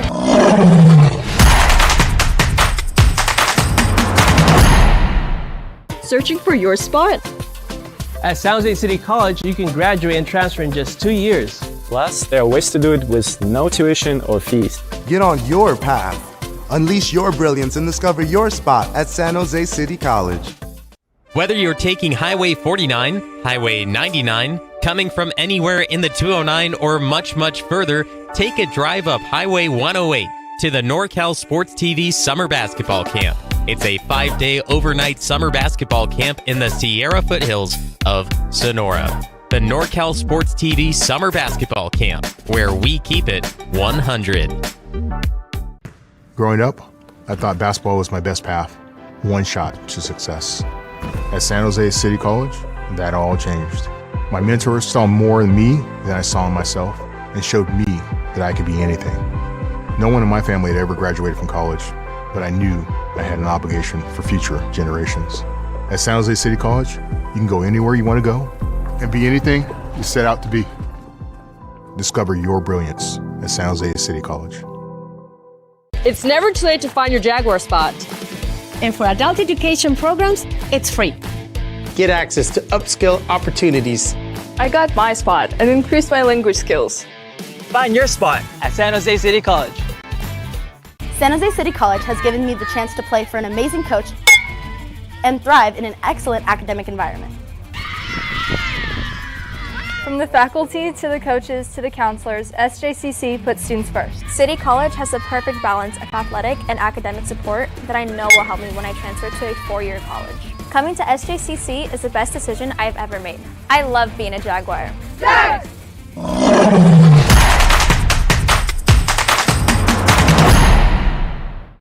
There's more than one path to a successful future, and they're all in one spot at San Jose City College. Pick yours to get your degree and transfer in just 2 years. I've got my spot, and now I'm getting jaggy with it. Plus, there are ways to do it with no tuition or fees. A lot of ways. And San Jose City College can help you find them. Get on your path.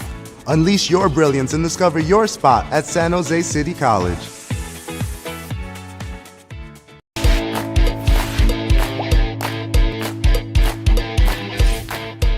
It's never too late to find your spot at San Jose City College. And for adult education programs, it's free. Get access to upskill opportunities. With online and in-person schedules to fit your needs. I got my spot and increased my language skills. Find your spot and start your future today at San Jose City College.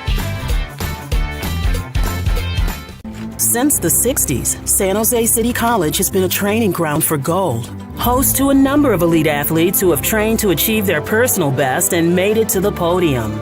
Supported by an athletic and academic community, we can all achieve greatness, gain knowledge, train, and grow to be a champion on and off the field.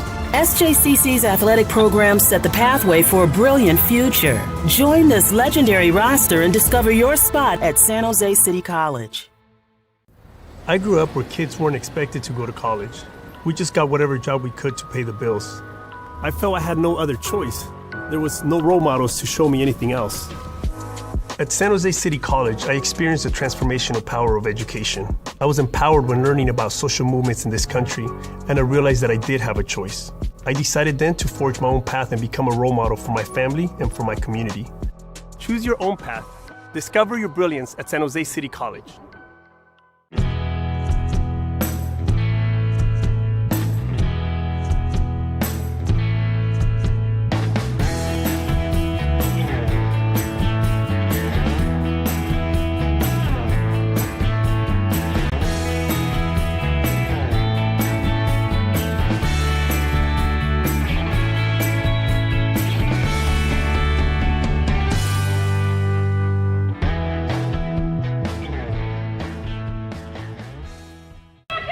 to San Jose City College is one of the best decisions I've ever made. City College has the right balance of athletic and academic programs.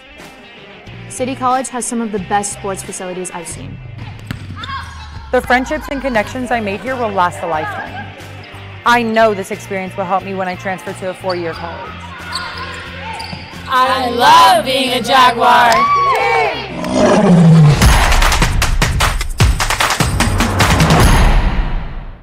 At City College, I have the chance to run for amazing coaches and teammates.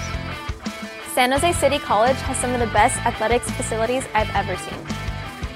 As Jaguars, we have the opportunity to excel both on the track and in the classroom. SJCC has the perfect balance of athletic and academic support that I know will help me when I transfer to a four-year college. I love being a Jaguar.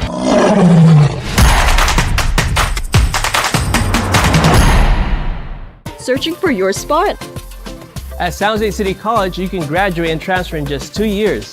Plus, there are ways to do it with no tuition or fees. Get on your path.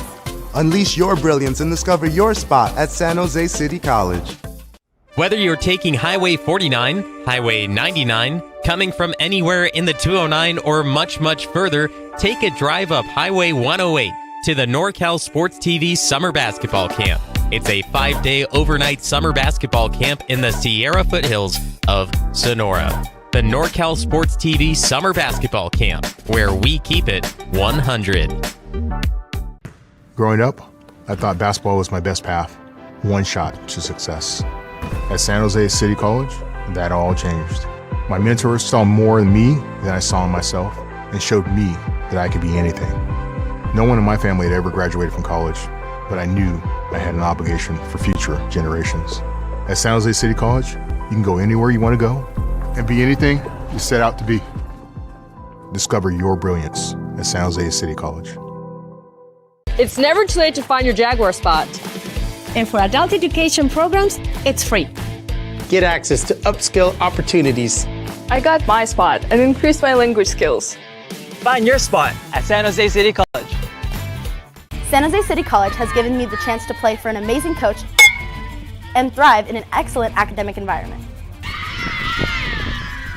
From the faculty to the coaches to the counselors, SJCC puts students first. City College has the perfect balance of athletic and academic support that I know will help me when I transfer to a four-year college. Hello, ladies. Welcome back to San Jose City Football, NorCal Sports TV. I'm your host, Carlos Franco, and it's 28-0 as we start the second half in favor of the Rams of City College, San Francisco. The Rams won the initial coin toss and decided to defer, so they returned the kickoff here. They had the kickoff, I should say, here in the second half. Onside kick went out of bounds, an attempt here by the Jaguars to obtain possession of the ball. So now it's 1st and 15. Darius Clark-James throws the ball to number 15 for a completion. As he's on his feet, he's taken down by number 45 of the Jaguars. That's Roman Jacobs out of Palo Alto High School. Darius Clark-James has been running the offense very, very efficiently. As I mentioned, they have 28 points on the board. They've scored 3 touchdowns offensively, 2 on the ground, one by J.T. Foreman, the other by Michael Dabney.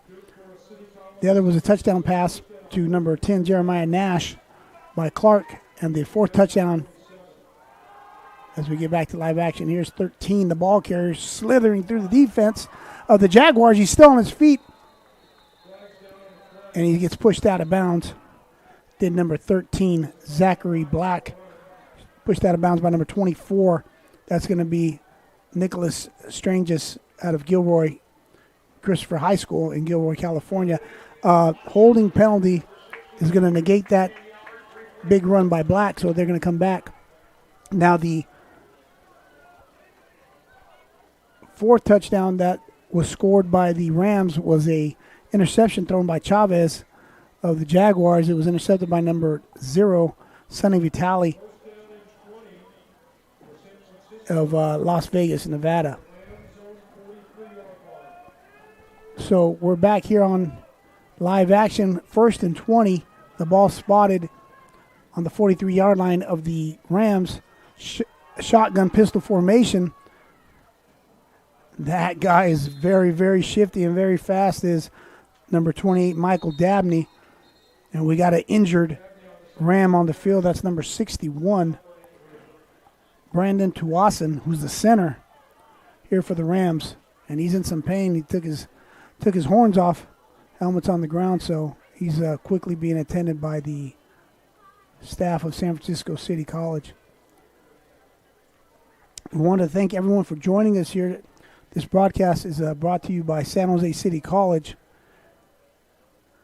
And we wanted to remind you to subscribe to our channel, NorCal Sports TV, especially if you're a Jaguar fan, because we also, aside from football, we also bring you volleyball, which is coached by Coach David Stanton. They have a game coming up, it's a couple matches, I should say, for volleyball, October 15th and 17th coming up. And also, we have basketball, of course, Jaguar basketball here. And Coach I is the coach here. And all that's brought to you by NorCal Sports TV. So please subscribe to our channel and spread the word as number 61, Brandon Tuason, out of Seattle, Washington, Roosevelt High School, comes off. Now, I mentioned he's a center. So all of a sudden you got a new guy in snapping. I think that's number 75, Jeremy Whitehead out of Pacifica, California. Let's see what happens here. See if we get a crazy snap going. If not now, maybe later. Nice snap.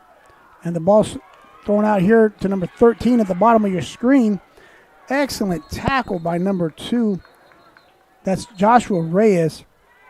Nice tackle as the back swung out towards the bottom of your screen. Now, Joshua Reyes, we talked about him earlier. You'll see him come up here, take on number 13. Good form, good technique. Wraps him up, and the Jaguars rally to the ball. Now, Reyes, Joshua Reyes on the tackle. He also has 26 tackles going into the night. That doesn't count all the ones he's already made, so he came into the night as a second leading tackler for the Jaguars on this defense that's just been tough all season, keeping the Jaguars in the game. As a high snap, I mentioned that was going to happen, and it did, and Darius Clark-James fields it, throws a completion, which is out of bounds to number 88, his tight end. Now, I mentioned that we have a new center in, and there was a high snap. There's a penalty marker on this incompletion, the 88. It's going to be ineligible lineman downfield. That's going to be a repeat of third down, make it 3rd and 15. So I jinxed the center, as I mentioned. The center went out. He was injured, and they brought in another center. That was his name is Jeremy Whitehead, and it was a high snap. And we'll see what happens now. Maybe he settled his nerves, has the number 75. As it's 3rd and 20, we'll call it. 3rd and 18. Darius Clark-James looking to his right. Has a mesh concept going on across the middle of the field. Throws the ball out to the flats to number 13. And that is Zachary Black.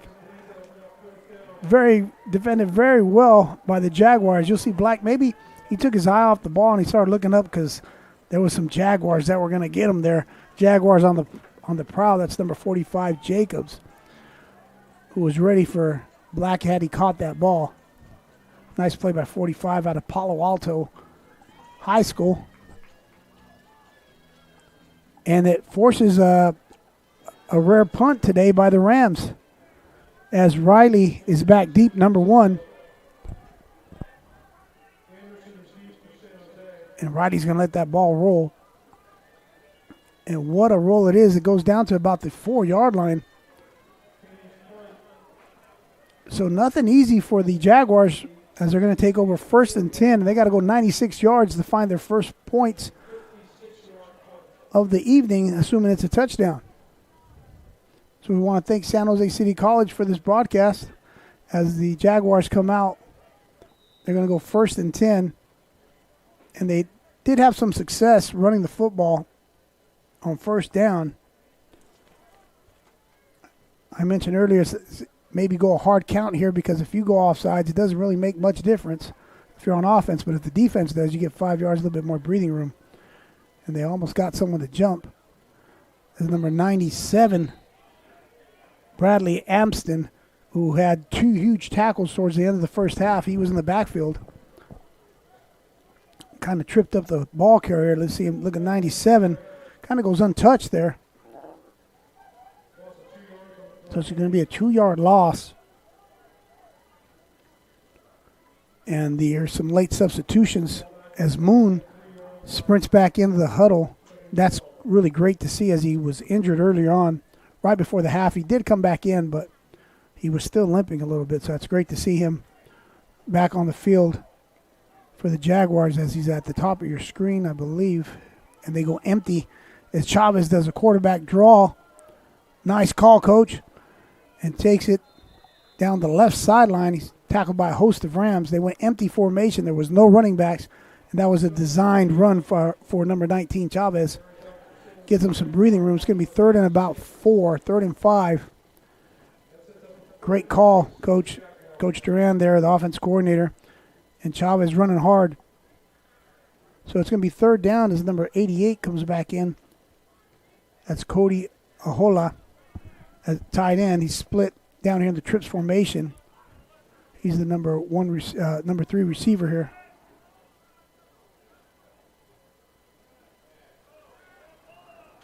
And Chavez is going to keep it on the ground himself again. Big game for Chavez, and he slides, and he's safe at home. It looks like does a nice baseball slide, and picks up a 1st down for the Jaguars.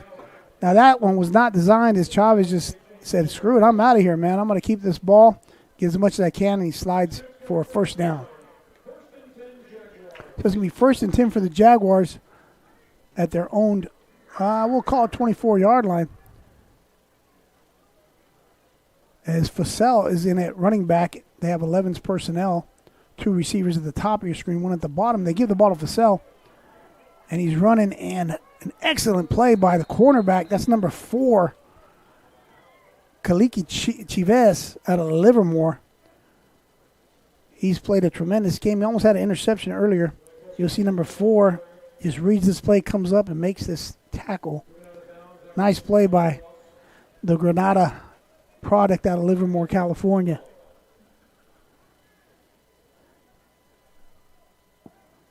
So it's going to be 2nd and about 12. As there's some late movement by the defensive lineman. And Chavez was looking to his left, decides to pull it down. He's still on his feet. And he's still in bounds with a nice Olay move. And the pursuit of the Rams take him down. That's 22 who eventually got to him. But you see this great move. That's Visor who took him down. But look at this move by Chavez. Whoop! Nice.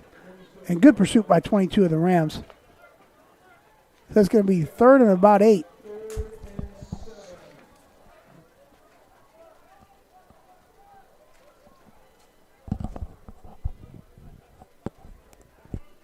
As Fussell on the side cart to the right, 2 receivers to either side.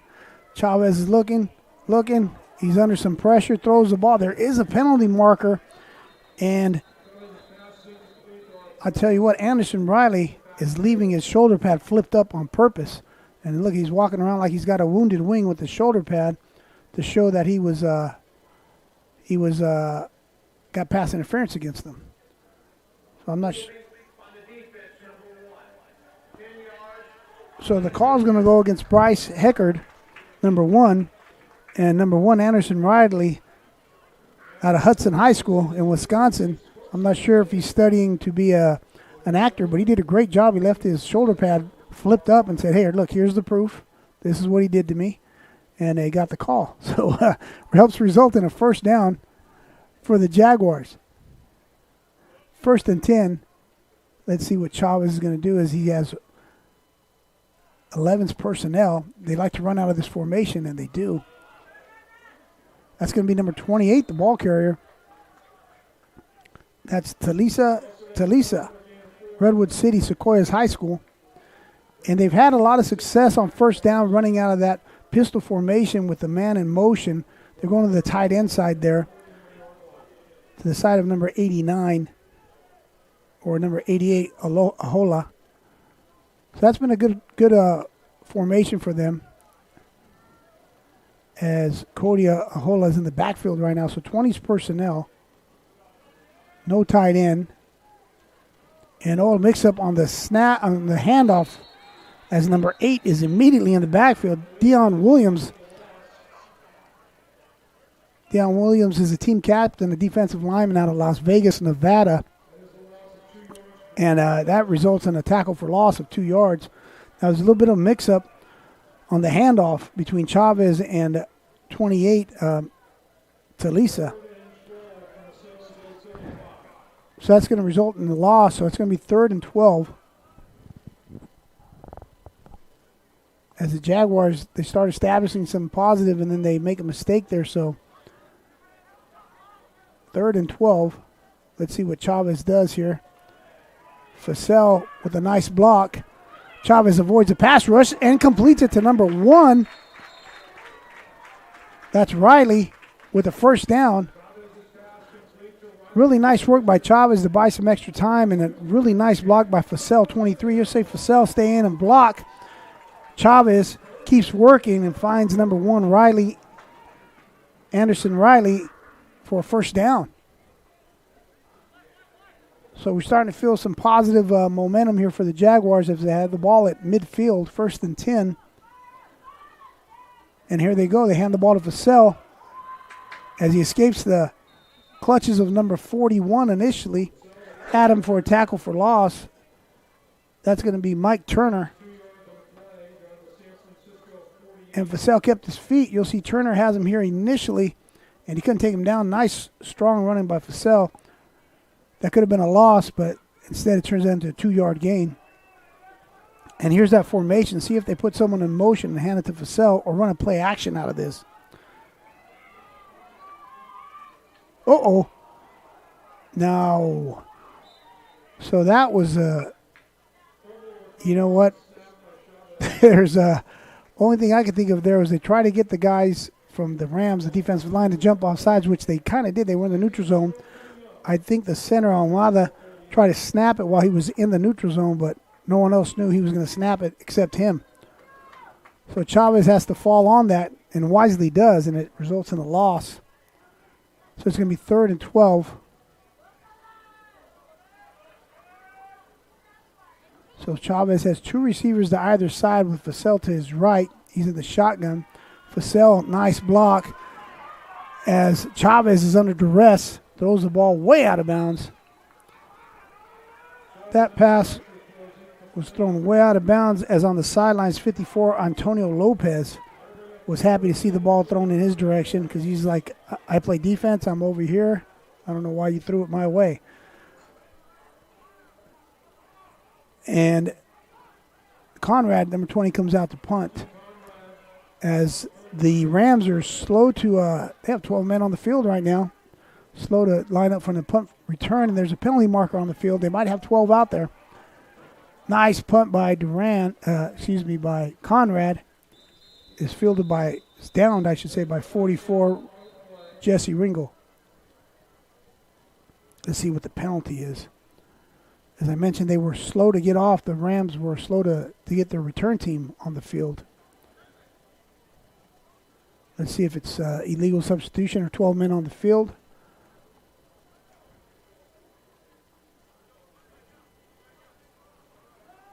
Coach Winkler is instructing his punt team to go back out on the field.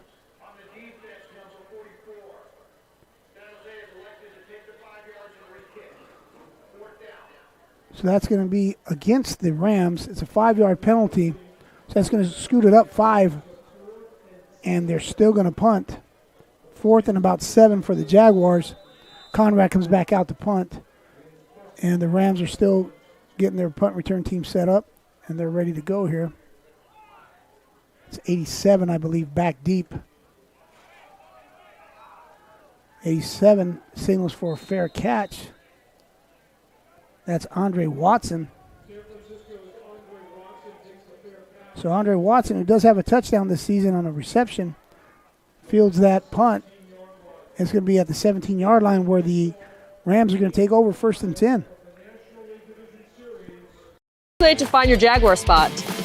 And for adult education programs, it's free. Get access to upskill opportunities. I got my spot and increased my language skills. Find your spot at San Jose City College. Hello, ladies and gentlemen. Welcome back. This is NorCal Sports TV. I'm your host, Carlos Franco, and we're watching the Rams and the Jaguars here. The Rams lead the Jaguars 28-0 with 5 minutes remaining in the third quarter. Darius Clark-James hands the ball to his running back, which that's Michael Dabney. He's had a big game so far. He had a touchdown early in the first half. He's taken down by a host of Jaguars. 45, Roman Jacobs was at the bottom of the pile. So he picks up about 4 yards. You see Jacobs here come in right there, wrap him up and take him down. So it's going to be second down as Darius Clark-James looks to the sideline, has a receiver down here at the bottom of your screen who's had a huge first half, Jeremiah Nash. And 3 receivers at the top, 2 receivers at the top, and 20s personnel. He hands the ball to the running back, which is Dabney. And man, Dabney could just start and stop. He can stop on a dime, as they say. You'll see him pick up speed, stop, reaccelerate. He's got some fancy moves, does Dabney. And Clark gives it to him again. Ball's loose. Ball's loose. Looks like the Jaguars might have fallen on that fumble. This might be the big break that they needed to. And there is a fumble. And it looks like number 2, Reyes, comes out with the ball. I'm not sure who caused that fumble. There we go. That was number 43, Lonnie Angolea Jr. out of Silver Creek High School in San Jose. And then Reyes, number 2, falls on it. That is a huge, huge turnover there for the Jaguars. Now, Jaguars are sitting in a good position here. They got to put some points on the board. 3 minutes, 55 seconds here in the third quarter. They're down 28-0. So they got to come away with something positive here, as Chavez has, I believe, Reyes behind him in the pistol formation. Chavez looking to his left. He's got someone down here. Number 5 is being, oh my goodness, that's possible PI? No, I guess not. One of the official, he signaled touchdown. Okay, now, so this one official signaled touchdown, and the other signaled interception. I thought there was a little bit of pass interference going on there. Sorry about that, Mr. Chives out of Livermore, California, with the interception. I was saying that it looked like pass interference, but I guess it was not. So Kalik Chives comes up with the second interception of the season. He's out of Granada High School. So the Jaguars get a turnover, and they turn it right back over.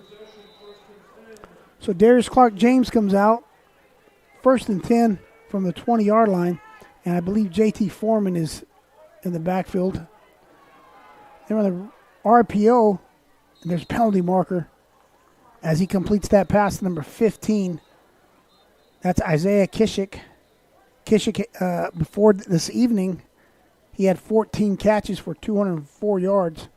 He's looking for his first touchdown. You see Kishik catch the ball there, and he's pushed out of bounds by 38, Matthews. So that was a RPO, which means run-pass option, and that's depending on the quarterback's read of the flat defender. If it's going to be the outside linebacker, sometimes it's a nickel back, whoever's there. However, the linemen, as I mentioned earlier, they don't know the difference. They're told it's a run play, so they run block. And sometimes they get downfield, and it's an illegal man downfield. It's worth to point out that number 75, Jeremy Whitehead, is still in its center, as the starting center was injured and is out of the game. So Clark-James hands the ball off to the running back, who's still on his feet, and eventually he's taken down by Reyes after he was hit by a large number of Jaguars. I'm not sure who was there first, but Reyes takes him down eventually. As you'll see, just a whole bunch of purple jerseys there. So Reyes with a big tackle for loss. He also recovered the fumble in the prior offensive series for the Rams. So the Rams have a 2nd and about 15. And they're trying to let as much time go off the clock here. There's 2 minutes and 50 seconds remaining in the third. As number 3, Clark-James, he's looking to throw the ball to 17. Hey, I tell you what, that was a nice throw that hit the hands of Amari Conley out of Fresno. And it was pretty well defended also by the Jaguars. But look at the ball placement here. The ball is right there. That's number 6, Oliver Listen out of Woodside High School. And on the pass defense, he was there as well. So now we're looking at 3rd and 15. The Rams have the ball deep in their own territory. Clark James setting up the screen. He completes it to number 13, and there's looks like a block in the back penalty. There's 3, count them, 3 penalty markers right there around the pile. Now, the pass was completed, a little screen to number 13, Zachary Black, but pretty soon you see a man down there and all these penalty markers on the field as the officials talk about it.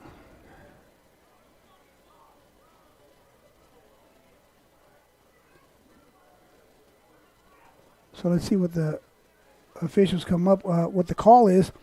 So wanted to thank San Jose City College here for this broadcast. Athletic Director Harris has made us feel very welcome here. I wanted to point out that if you haven't subscribed to our channel, please do so, because aside from Jaguar football, NorCal Sports TV also brings you volleyball here from San Jose City and basketball as well.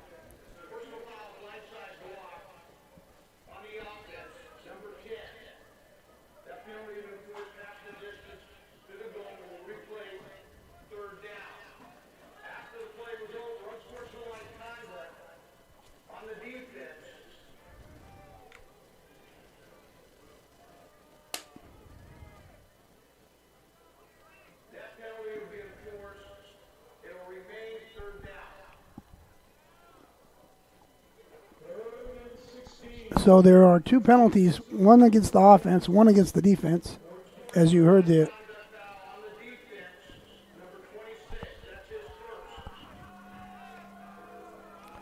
So one was a personal foul against 26. That's Isaiah Barrett.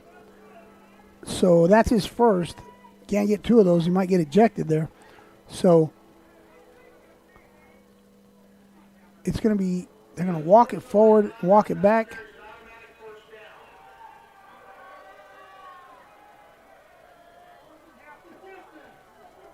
So the official is signaling automatic first down for the Rams because of the penalty.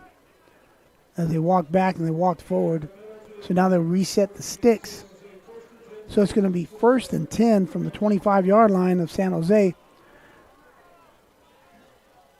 So the Rams come out, 2 receivers to either side, with 13 Zachary Black as a side card there for Clark James, number 3, who's had an excellent first half. And it's Clark James looking to his right. Comes back across the middle late. That's number 15, picking up a block from 87. And we mentioned 15 looking for his first touchdown. That's Isaiah Keshik on his reception, and he picked up a nice block you'll see here by number 87, Andre Watson. And here you go with this nice block. Bam, right there. Keshik's looking good. He's searching for that first touchdown. Now, it should be noted that Whitehead, as I mentioned, is in the center, and Perez and Dragovich and Petulia and Miranda giving Clark a lot of time to throw. Ooh, incomplete. Or what? One official signaled incomplete. The other signaled catch. Back shoulder catch by Watson as he was sliding. Okay. So as Clark James comes back out, 2 receivers to either side. Zachary Black swings out to the right. He throws the ball out to the flats to Zachary Black. And Reyes sizing him up for a form tackle. Slows him down, and number 6 comes in to finish him off. That's Oliver Lyson. So That picks up about 5 yards. And it's going to be 2nd and 5 as Darius Clark-James has 2 receivers to either side. And he's looking at the top of your screen, and that's going to be caught. That's number 17, Conley, taken out of bounds by 38. That's Shamar Matthews out of Oak Grove High School. And that's enough for a first down. It's going to be 1st and 10. So you'll see Conley, Shamar Matthews, make that tackle, pushes him out of bounds. It's going to be 1st down. Got to watch out here for Darius Clark-James. He's in a good position to throw the ball into the end zone here on 1st down. He has number 10 down here at the bottom of your screen, Jeremiah Nash. And he's looking that way, and he decides to go to his right to number 15, who all of a sudden that's Keshik, who all of a sudden is catching the ball very frequently. He's got about 3 or 4 receptions on this drive alone. He's working underneath as he finds an opening, and he's pushed out of bounds. 52 in on the tackle. That's Mario Garcia. Now the alignment of the running back looks like he might swing out here to the left. No, he's blocking. As Clark-James decides to throw the ball to his right to 87, who had that nice catch earlier on the drive. As he was sliding back, he caught it on his back shoulder. That's Andre Watson, who also returns punts. He just finds some open area, stays on his feet for a little bit longer, falls forward, and picks up about 2 yards there. As we go down to the end of the 3rd quarter, this broadcast brought to you by San Jose City College. To find your Jaguar spot. And for adult education programs, it's free. Get access to upskill opportunities. I got my spot and increased my language skills. Find your spot at San Jose City College.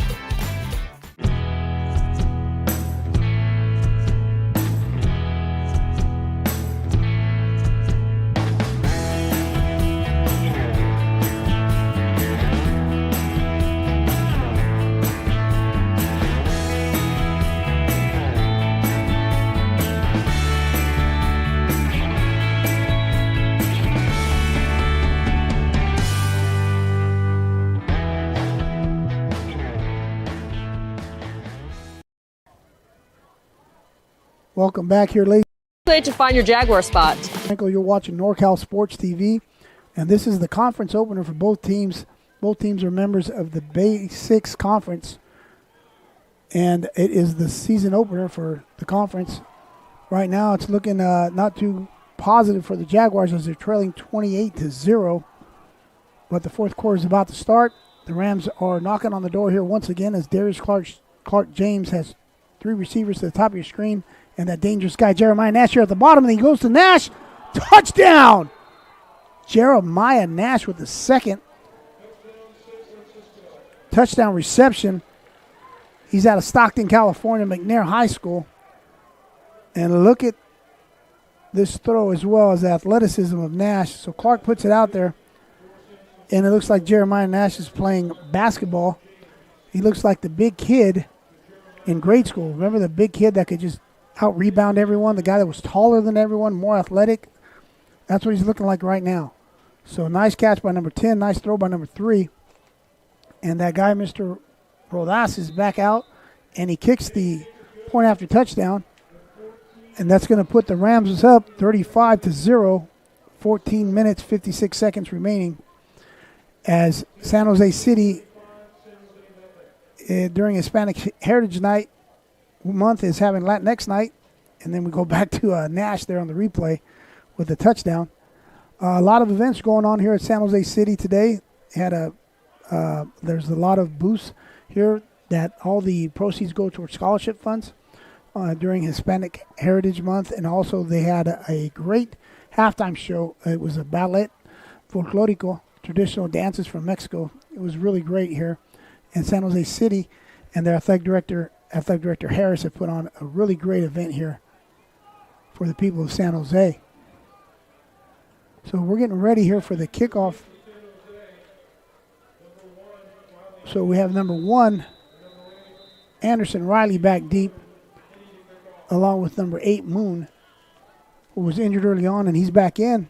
And it's going to be Riley as he comes up and he fields it on the run. He's coming back here. Looks like a return left. And there goes Riley. And he's taken down by number 20, Andre Tarver Jr. from Kalamazoo. And there's a penalty marker on the field. As you see Riley trying to find some room to run. And then number 20, Tarver, comes in and makes a tackle as the officials are talking about what's going on there.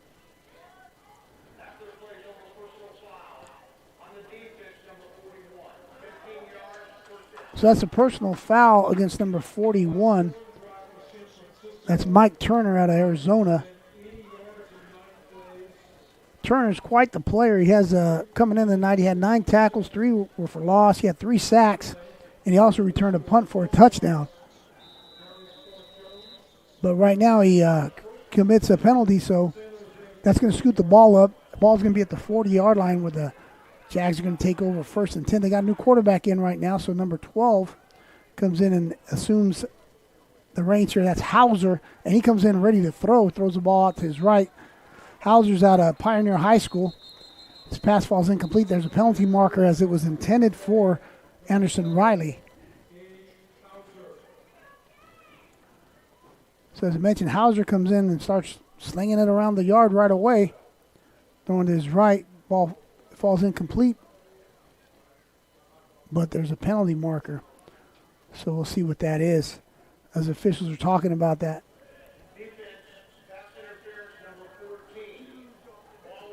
So pass interference.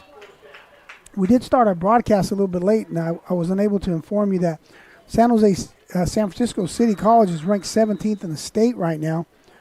The next home game here for the Jaguars is conference play as well, where they're going to take on, as of today, the number 4 ranked team in the state, which is DVC. And we're going to bring you that game at NorCal Sports TV. And also, when they take on currently the number 1 team ranked in the state, College of San Mateo, will be here as well. And all those are going to be broadcast here on NorCal Sports TV. As Hauser in the pistol formation, he's letting it rip down the middle of the field. Throws a little bit high. It was intended for number 5, Austin Price. Falls incomplete. So Hauser's like, hey, I'm in. I'm throwing the ball. Showing no fear, comes in, just slinging the ball right away. Showing a lot of maturity, a lot of confidence is Hauser. As it's 2nd and 10.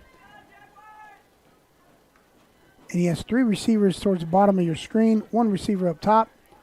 With the side card to his left does Hauser. He's surveying the field. He's looking here to your left. He goes the big number 88 for a completion. That was a good-looking play for 88, Cody Ahola out of Christopher High School. That was a really good hookup there by Hauser and him.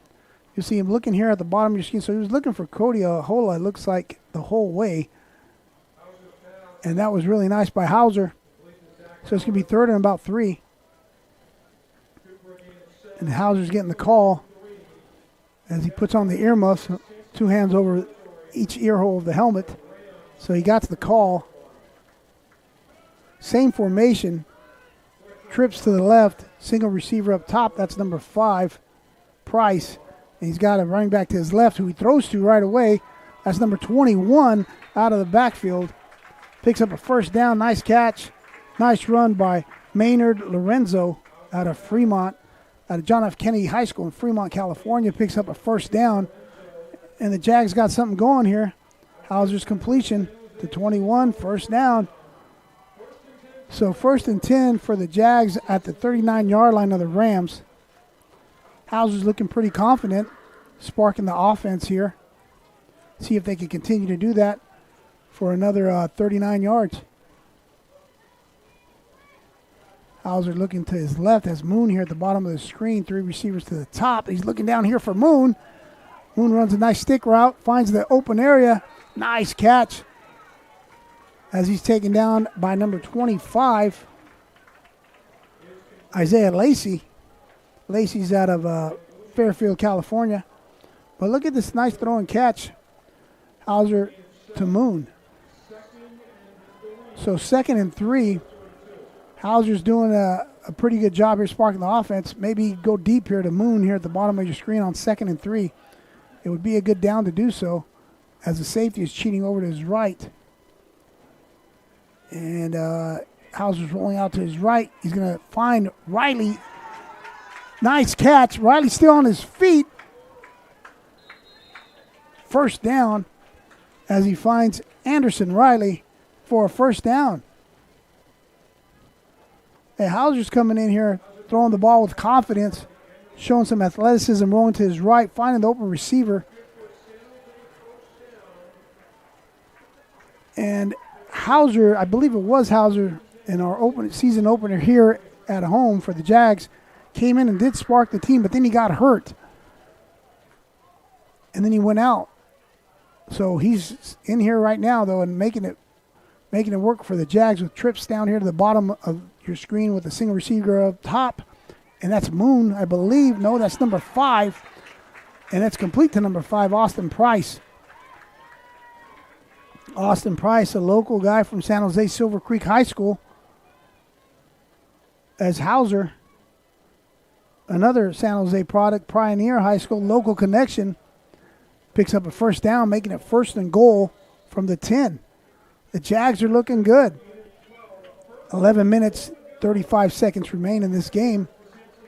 Hauser scanning the field, gives a little signal to the right. Little head gesture, and there he goes to the right.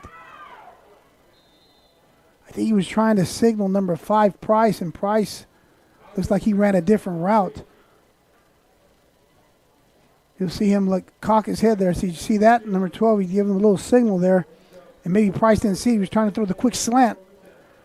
And Price kind of looked a little bit indecisive as he was running that route. Hauser knew what he wanted to do. And speaking of being indecisive, maybe it was because he was limping here as Price comes out limping. So maybe he couldn't run the route physically. So he's out right now as he's going to be attended to by the trainers. He's holding his leg. So Hauser he goes back to pass. He's scrambling, finds I'm not sure if he caught that. Did he catch that? It was a tip ball. No, it falls incomplete. That was number 88, Cody Ahola, as Hauser was scrambling, looking around, tried to complete the pass there, and it was tipped. Now this offensive line is giving us some time. That's Kesher, Lathan, Ahumada, Russell, and Singh, giving their quarterback some time to throw the ball here. As Hauser, he's sparked the Jaguars, and it's going to be 3rd and goal. As Riley's in motion, throwback screen to the tight end, 85. Looks like he's going to go in. Touchdown, Jaguars! Number 85 on the tight end screen. That's Zach Pollock out of Piedmont Hills High School here in San Jose. Touchdown from Hauser. Touchdown, Jags. Look at this play call. Great call by the offense coordinator, Duran. Throwback screen to the tight end, using the aggressiveness of the Rams of the pass rush against them. And touchdown.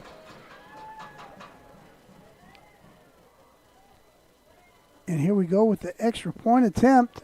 And there's some movement going on. Now that's number 25 in the Janine Lehman. But there's some movement. I'm not sure what happened. There's some penalty markers. Zach Pollock is still out there on special teams talking about his touchdown. So they're going to send the offense back out.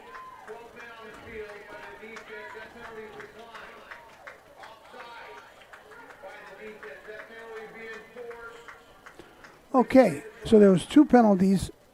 They had 12 men on the field and then offsides, both against the Rams. And the Jaguars says, you know what? Let's go for it, man. So they send the offense back out. I like the call, Coach. And here we go with Hauser back out there. As Coach Duran see what he dials up here. And they're missing a player, I believe. They're short a player. They sure are. Because if you remember, Price came out. He was injured. So they were short a receiver. And the Jags elect to take a timeout. So we're going to bring you this timeout sponsored by San Jose City College. I grew up where kids weren't expected to go to college. We just got whatever job we could to pay the bills. I felt I had no other choice. There was no role models to show me anything else. At San Jose City College, I experienced the transformational power of education. I was empowered when learning about social movements in this country, and I realized that I did have a choice. I decided then to forge my own path and become a role model for my family and for my community. Choose your own path. Discover your brilliance at San Jose City College. At City College, I have the chance to run for amazing coaches and teammates.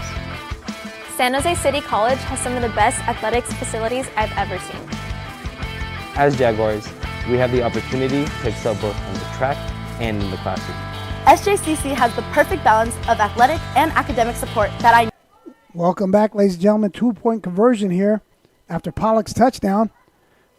And it's a handoff. And there's looks like a rugby scrum. Everyone's still pushing. And it's not going to be. That's number 28, the ball carrier, Talisa. But you got to love how Hauser has come in and sparked the offense. Now watch number 12 come in here and smash his body in there and try to help pushing with those big guys. That's an excellent team effort, of course, but Hauser's teammates, just like myself, are going to see that and think, man, this guy came in and sparked this. And then he's throwing his body around in there, pushing bodies, trying to be an offensive lineman. And you got to like and respect that. As number 12, that's Gage Hauser out of Pioneer High School here in San Jose. So the Jaguars did attempt an onside kick earlier. Will they do it again? Why not? See, there's something that's going on here that no one's mentioned, that you got to have a positive work environment. Wherever you work, you got to have a positive work environment or else you don't like going to work. So the Jaguars have lost 4 in a row. There have been close games, and something positive has happened today. Now, what I mean by that is, of course, as Coach Edwards once said, the famous, you play to win the game. One of his famous rants, Herm Edwards, Coach Edwards. Yeah, you play to win the game. But Coach Winkler here, they have to have a good showing because you don't want to lose the locker room. You got to have something positive happening here for the Jaguars, and it's happening right now with that touchdown and the spark that's going on. So maybe there will be a onside kick, and I think Coach Nuno might have been thinking the same thing, so they call a timeout. And with that timeout, we're going to bring you this timeout sponsored by San Jose City College.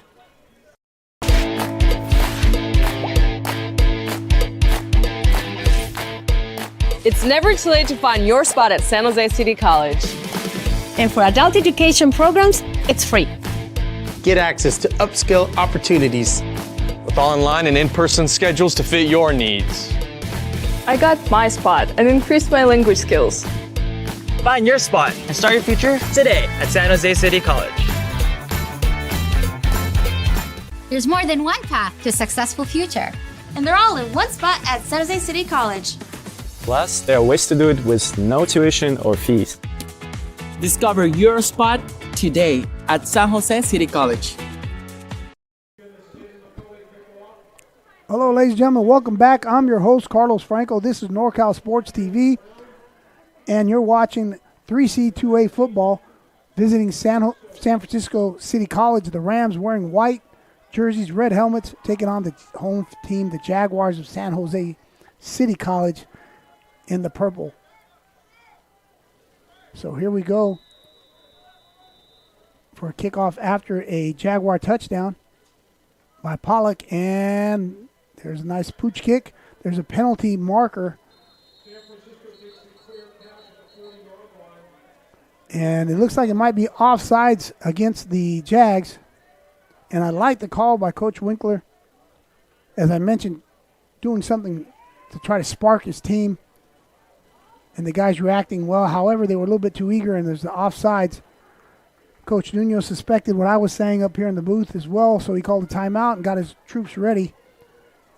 And that was a nice heads-up play by the returner on that, just to take a knee to field the kickoff.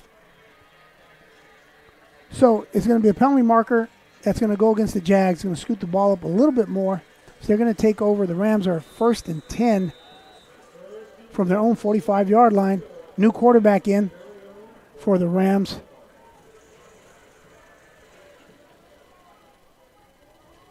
Two receivers to either side.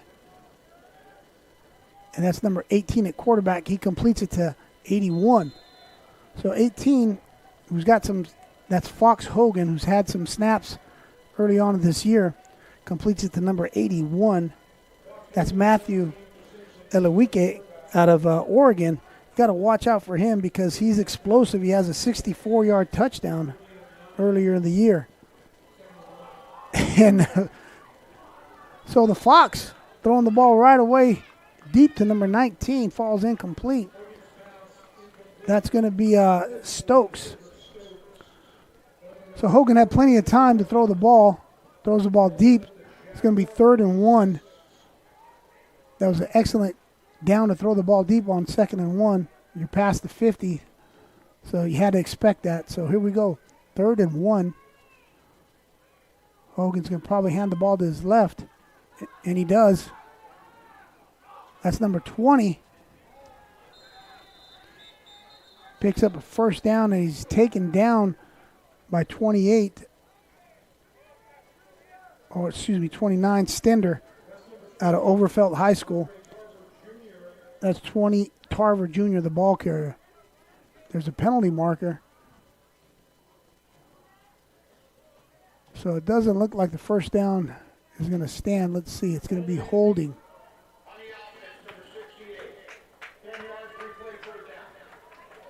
That's going to be holding on the offense, number 68, Miranda, out of Hayward, California.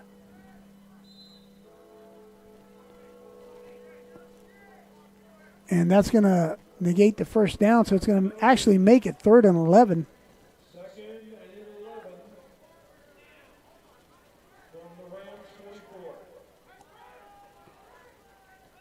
So Hudson's in at Fox Hogan in at quarterback. 3 receivers at the bottom of the screen. As Hogan buying some time here, starts running and runs out of bounds short of the sticks. He's taken out of bounds there by 29. And that's Stender out of Overfelt High School. Takes him out about a yard short of the first down. As you see, Hogan couldn't find any receivers. Great job by the defensive backs. And it's going to be short, 1 yard, and they go for a run there to the center.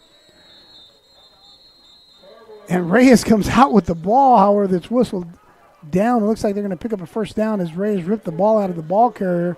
That's number 20, Andre Tarver Jr. So it's going to be 1st and 10. 9 minutes, 50 seconds remaining here. 1st and 10 from their own 42-yard line. Got to watch out here because the Rams are going to keep their foot on the gas pedal here and try to score some points as 87 comes in a little bit late. Andre Watson lines up. Here's second receiver from the bottom of your screen. Hogan's going to hand the ball off to Tarver Jr. He's running hard. He's hit hard as well.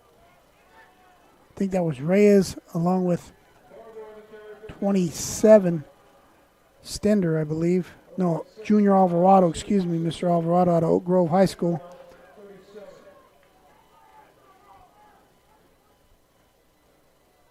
So it's going to be 2nd and 5 as Fox Hogan is surveying the defense. And they got this, call it 21's personnel. They hand the ball off once again to 20. A nice play again by 27. So 27, Junior Alvarado with 2 plays back-to-back as number 20, Tarver's the ball carrier. Tarver gets maybe about 1 or 2, but Alvarado out of Oak Grove High School has made 2 plays in a row there as 27. So it's going to be 3rd and about 3. And the Rams are taking some time in the huddle. 8 minutes, 25 seconds left in the game. They have the same formation as it looks like 21's personnel. And they shift it over. Yes, they do. Oh, they have. And there we go. They give the ball to 20. And he's still on his feet. He's eventually taken down by number 11. That's Jonathan Rosas, Mount Pleasant High School in San Jose. But the guy who's really mad at himself is number 33. As you'll see here, Holzberg had him for a tackle for loss.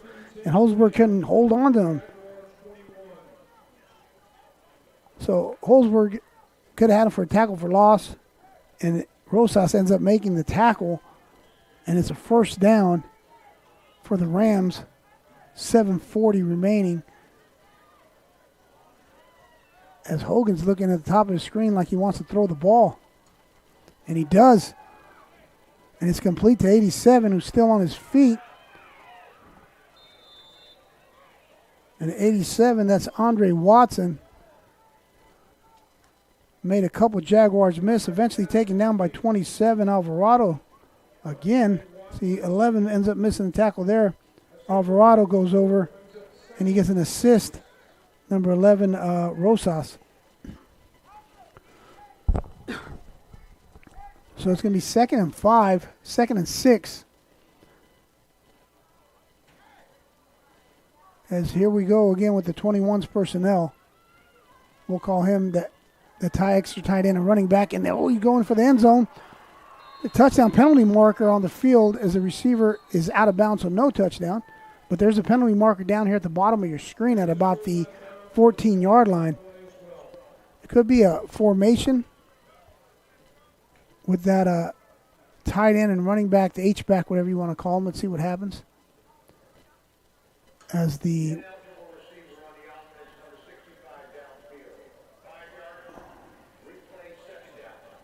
so you had an ineligible receiver downfield,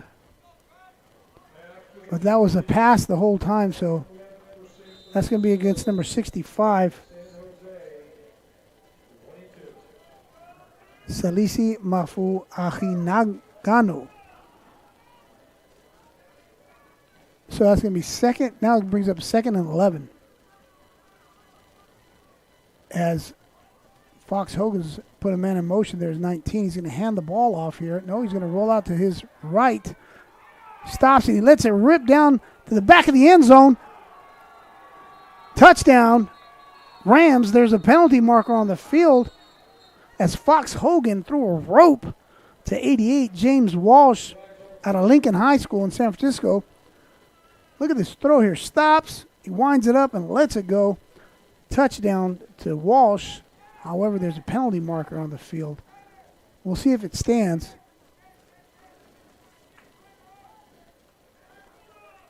So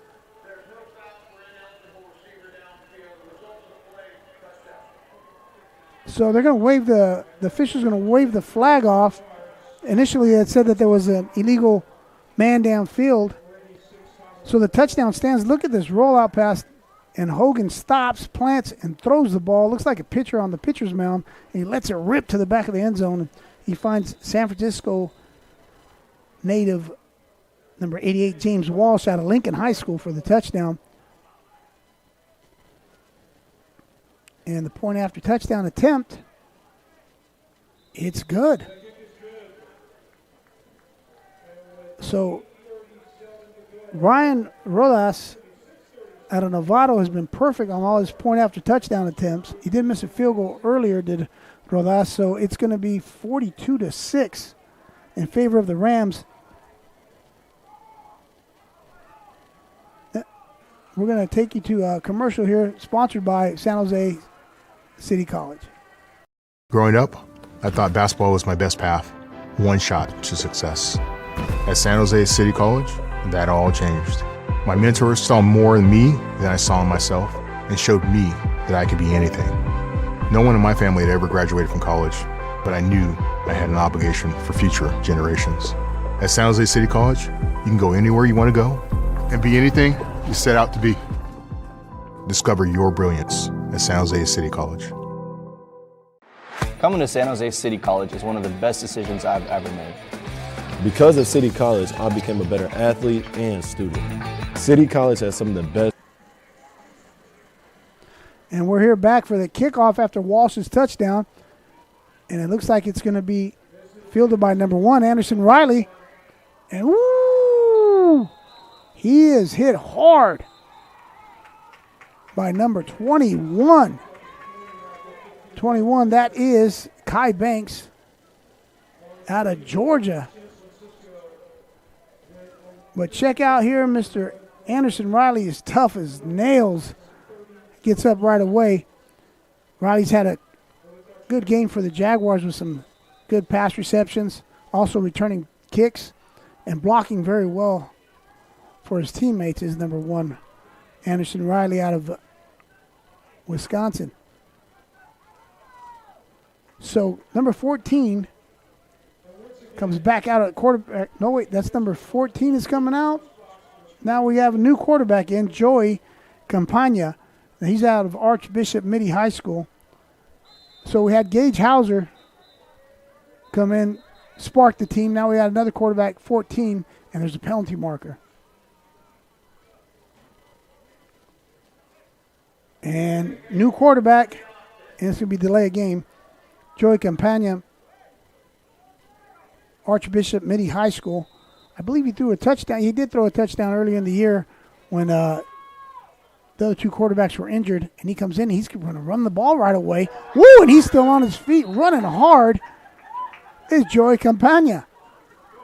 And he gets acquainted real quick with number 32, Diego Camcho out of San Francisco. Look at Joey Campagna being fearless coming in here, running the ball to his right. Now that's a designed run. That was a quarterback run the whole way, designed. And he runs behind Russell Singh and Almada. Now he's going to throw the ball, and he's going to throw the ball deep. And he put it out there. That was intended for number 19 of the Jaguars. That is, I'm sorry, that is not number 19. I apologize, my eyes are failing me. That's number 13. And that's Noah Wooden. Falls incomplete. But Campagna coming in here just being tough, running the ball hard, throwing the ball deep. Now he's got empty backfield.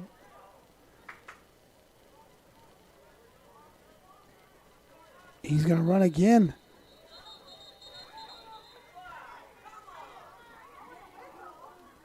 Now that was blown dead. So there was timeout prior to the snap.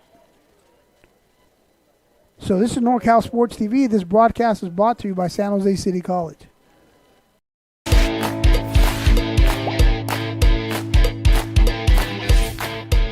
It's never too late to find your spot at San Jose City College. And for adult education programs, it's free. Get access to upskill opportunities with online and in-person schedules to fit your needs. I got my spot and increased my language skills. Find your spot and start your future today at San Jose City College. San Jose City College has given me the chance to play for an amazing coach and thrive in an excellent academic environment. From the faculty to the coaches to the counselors, SJCC puts students first. City College has the perfect balance of athletic and academic support that I know will help me when I transfer to a four-year college. Coming to SJCC is the best decision I've ever made. I love being a Jaguar. Jags! Welcome back as Campagna, number 14, at quarterback. He keeps it, and he's taken out of bounds. Number 32 hits him. That's Diego Camacho. Diego Camcho, I should say, excuse me. Those two have gotten acquainted on two plays, two big runs by number 14, Joey Campagna, out of Archbishop Mitty High School in San Jose.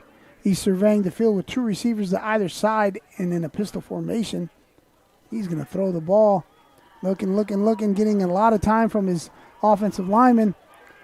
And he's going to stay on his feet and takes a shot. And Campagna jumps right back up. He took a shot on the sideline of the Rams. Not sure who hit him. We'll find out right now. Look at Campagna's holding the ball. He's trying to find a receiver. Rolls out to his right and smash right there. That's number 26. Brian Anaya. Out of, once again, my hometown of Stockton, California. Edison High School product with a big hit. It's going to be 2nd and 11.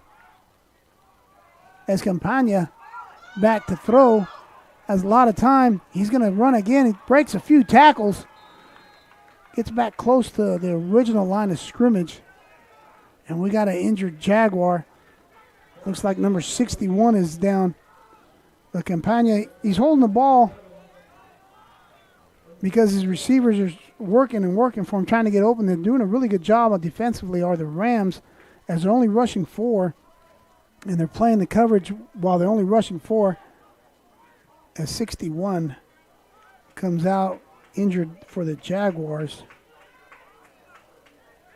That's Radcliffe, offensive lineman out of Cupertino. Campagna, now they blitz, and he throws late across the middle. It's going to be picked off by number 12, I believe. That is number 12. That's Caden Roberts out of Phoenix, Arizona. There's a penalty marker, couple penalty markers, over at the 50-yard line. The Rams blitzed, as you'll see 26 coming from the bottom of your screen. So they end up blitzing. And number 26, that's Anaya, who had that big hit, and he just ran over the running back there of the Jaguars to help apply pressure with the front 4, forcing a Campagna throw that was laid across the middle. It's intercepted by Roberts, and there's some penalty markers on the field.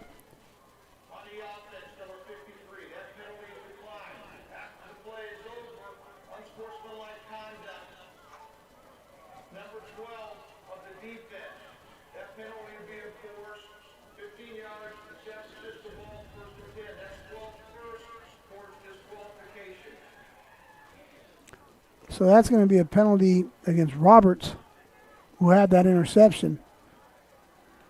Some sportsmanlike conduct for him.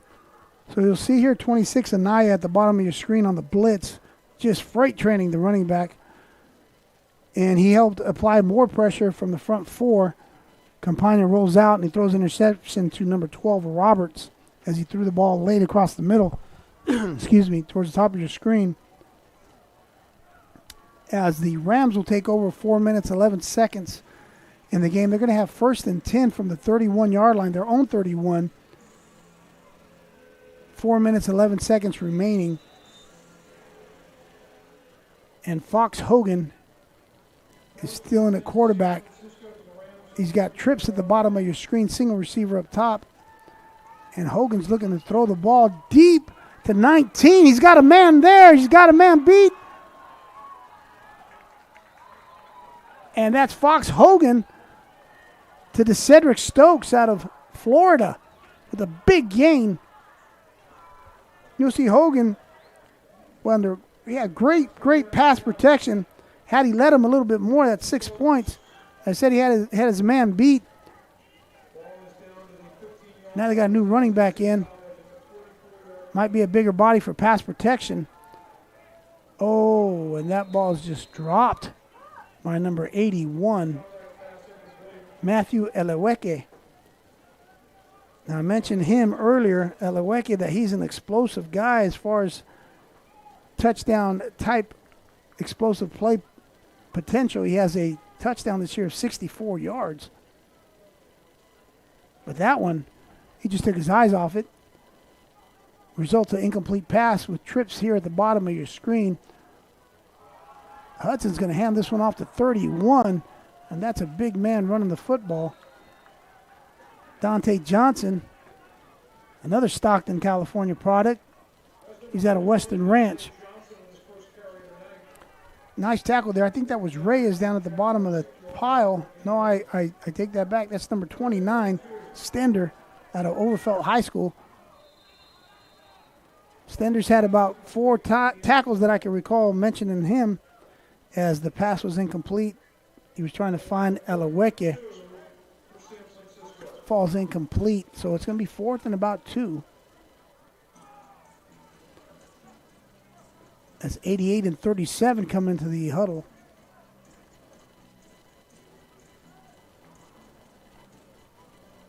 This is a beautiful night out here in San Jose, California.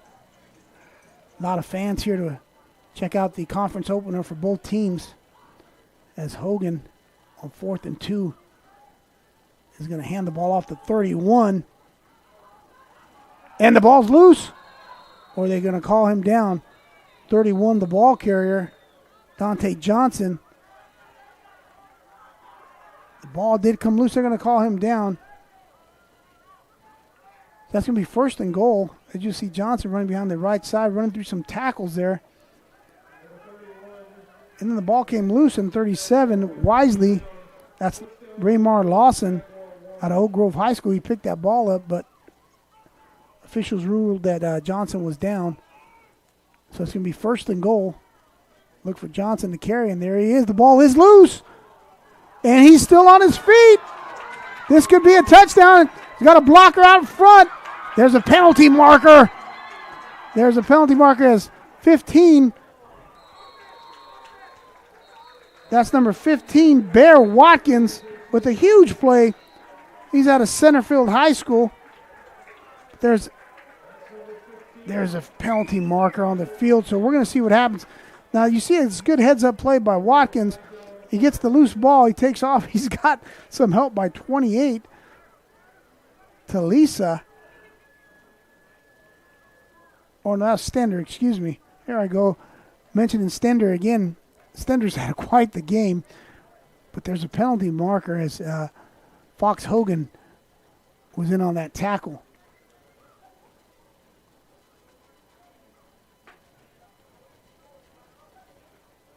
So we'll wait to see what the call is by the official. You're watching NorCal Sports TV here.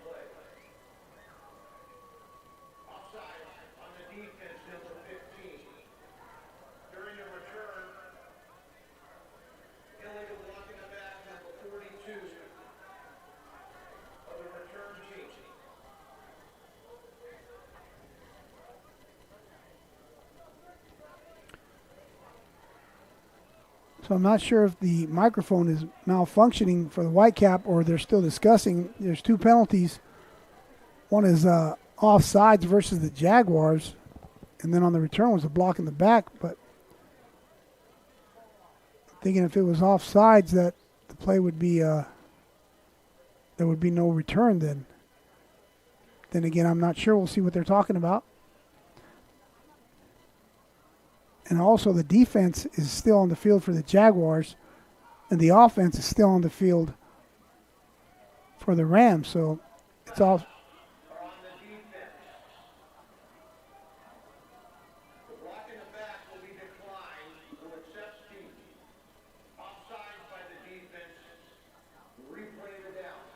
So correction, as the Whitecap states that both penalties were against the Jaguars. Offsides and then a block in the back. So only one penalty will be enforced, and that's going to be the offsides.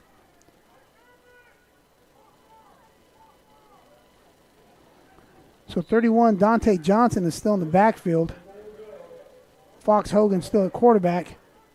It's 1st and goal from the 2 as they give it to Johnson, and he walks into the end zone and just decides to smash into number 9. And Chavez. So touchdown, 31. Dante Johnson out of Western Ranch in Stockton, California. And there's a penalty marker. You see Johnson, he just pretty much walks in and just smashes into the defender. As they say in boxing, defend yourself at all times. And there's a penalty marker on the field.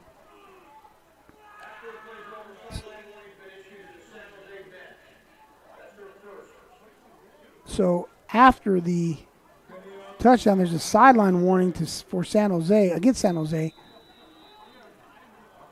to the dismay of many fans over here near the press box.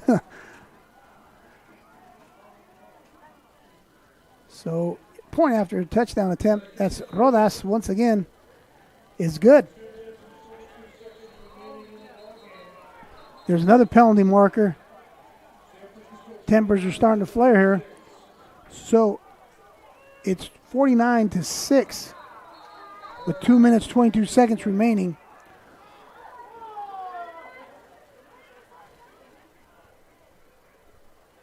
So there's some tempers are flaring here as the officials are trying to gain control here as well as coaches on both sides. And wanted to once again remind you that if you haven't subscribed to NorCal Sports TV, please do.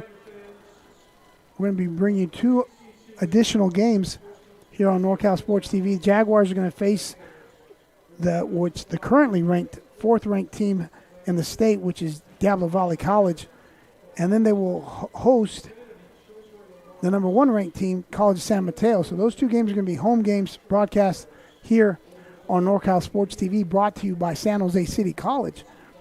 And as I mentioned, if you're a Jaguar fan, this is the channel for you because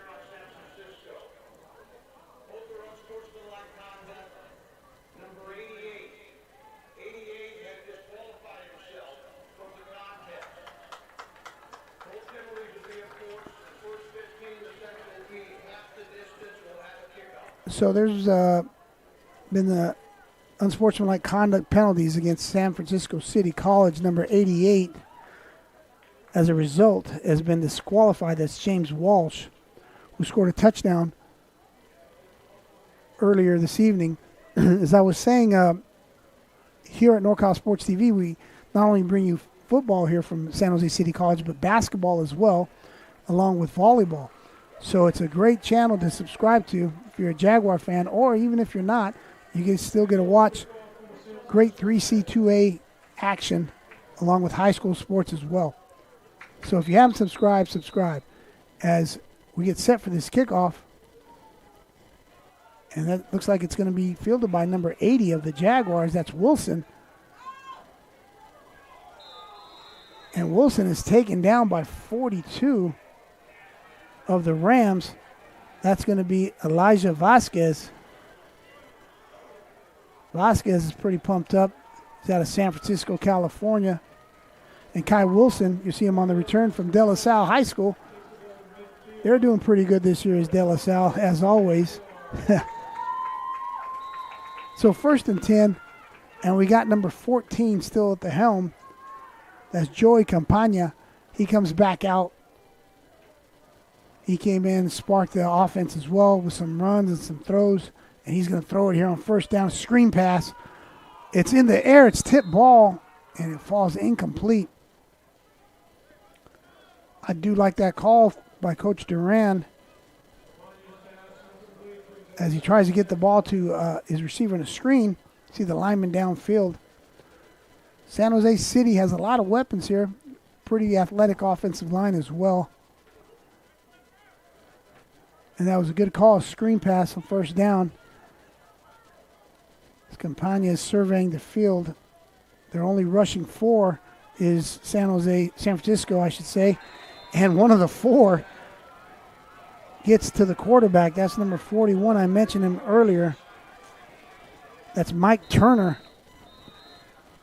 out of Arizona. And he is a dude, man. Before this game, I mentioned his stats. He has 9 tackles. 3 are for loss. And you see him, he had 3 sacks coming in tonight. There's another one, so that's at least 4 he has. And he also returned a punt for a touchdown. So he's a game wrecker, is number 41, coming to you from Arizona. Now the Jaguars have 2 minutes remaining in this game, and it looks like they are rallying around right now their quarterback of Joey Campagna out of Archbishop Mitty High School.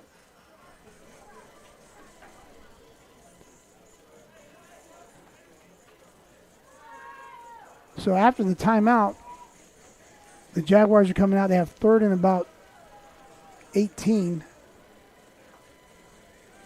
and wanted to point out that next week the Rams are going to be taking on the Eagles of Laney College. So both teams are in one of, if not one of the toughest conferences, not only in the state, but in this great country that we live in. And there's going to be a penalty marker. Not sure who that's going to be on. It's going to be a false start against the Jaguars, number 72. That's Almada. That's kind of tough when you get a false start and you're the center. Offsides on the center, okay? So here we go. It's going to be third and very long here. As Campagna, he's flushed out of the pocket. That's that guy Turner again. Campagna's going to run and smash into number 25 on the sideline. That's Lacey. And there's a penalty marker. And everyone needs to get back into the huddle and get away from the sideline.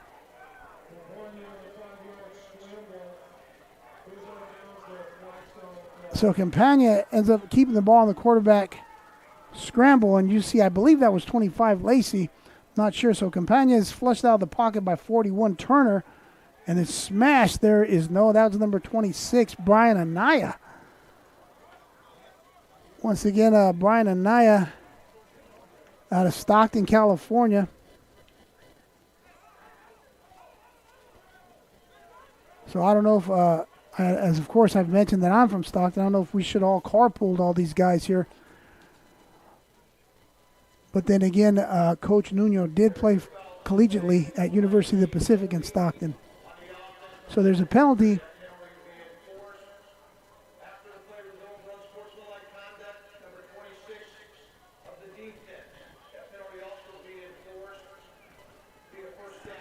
So there's two penalties, one against the Jaguars, one against the Rams. It's going to be first down. And let me tell you, ladies and gentlemen, I know the score is 49-6, but there is a lot of fight in these Jaguars. We mentioned that you got to have a good showing tonight. And there's a lot of positives going on here. They keep fighting, playing hard.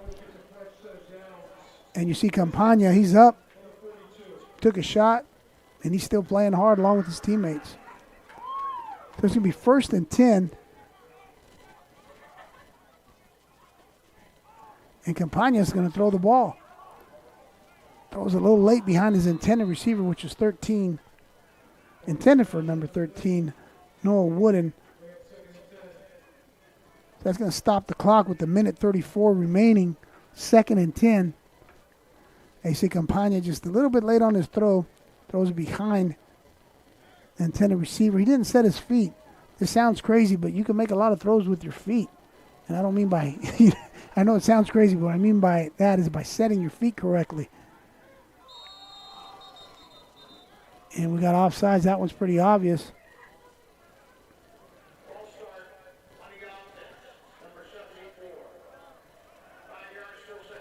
They call it on 74, and there's not a 74 on the roster. But you'll see Ashton Kersher, number 71. They call it on 70, which is Penix. But those big guys can move. So here we go, rollout to his left. Nice throw by Campagna. Completes to 15. Watkins. So look at this throw. Nice catch by Watkins as well. Nice tackle there by 25 Lacey for the Rams. As I mentioned, these Jaguars, they're not done yet.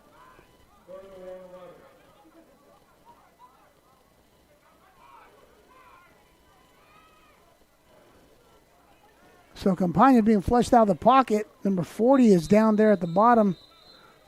The Rams decide to blitz, and number 40 is down at the bottom of the pile. That's Robinson out of Newton High School in Covington, California. You'll see him. You'll see the blitz coming in. And there he is right there, 40 down at the bottom of the pile. Now he's helped by additional teammates of the Rams as number 20, team captain number 20, Preston Conrad out of Branham High School in San Jose has had a busy evening here. Comes back out to punt.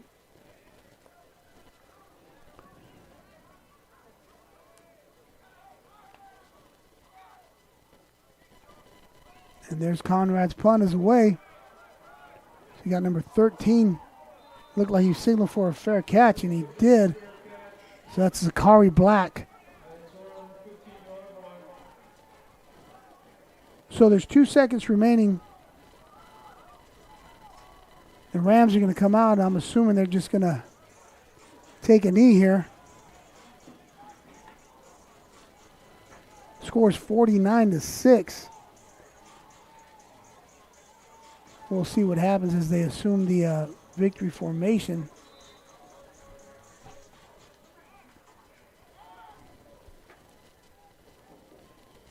And that should take us to the end of the game. So tonight's final is going to be 49-6, and the conference opener for both teams.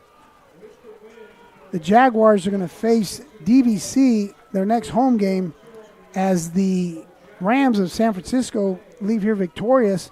They're going to take on the Eagles of Laney. This broadcast has been brought to you by San Jose City College. This is NorCal Sports TV.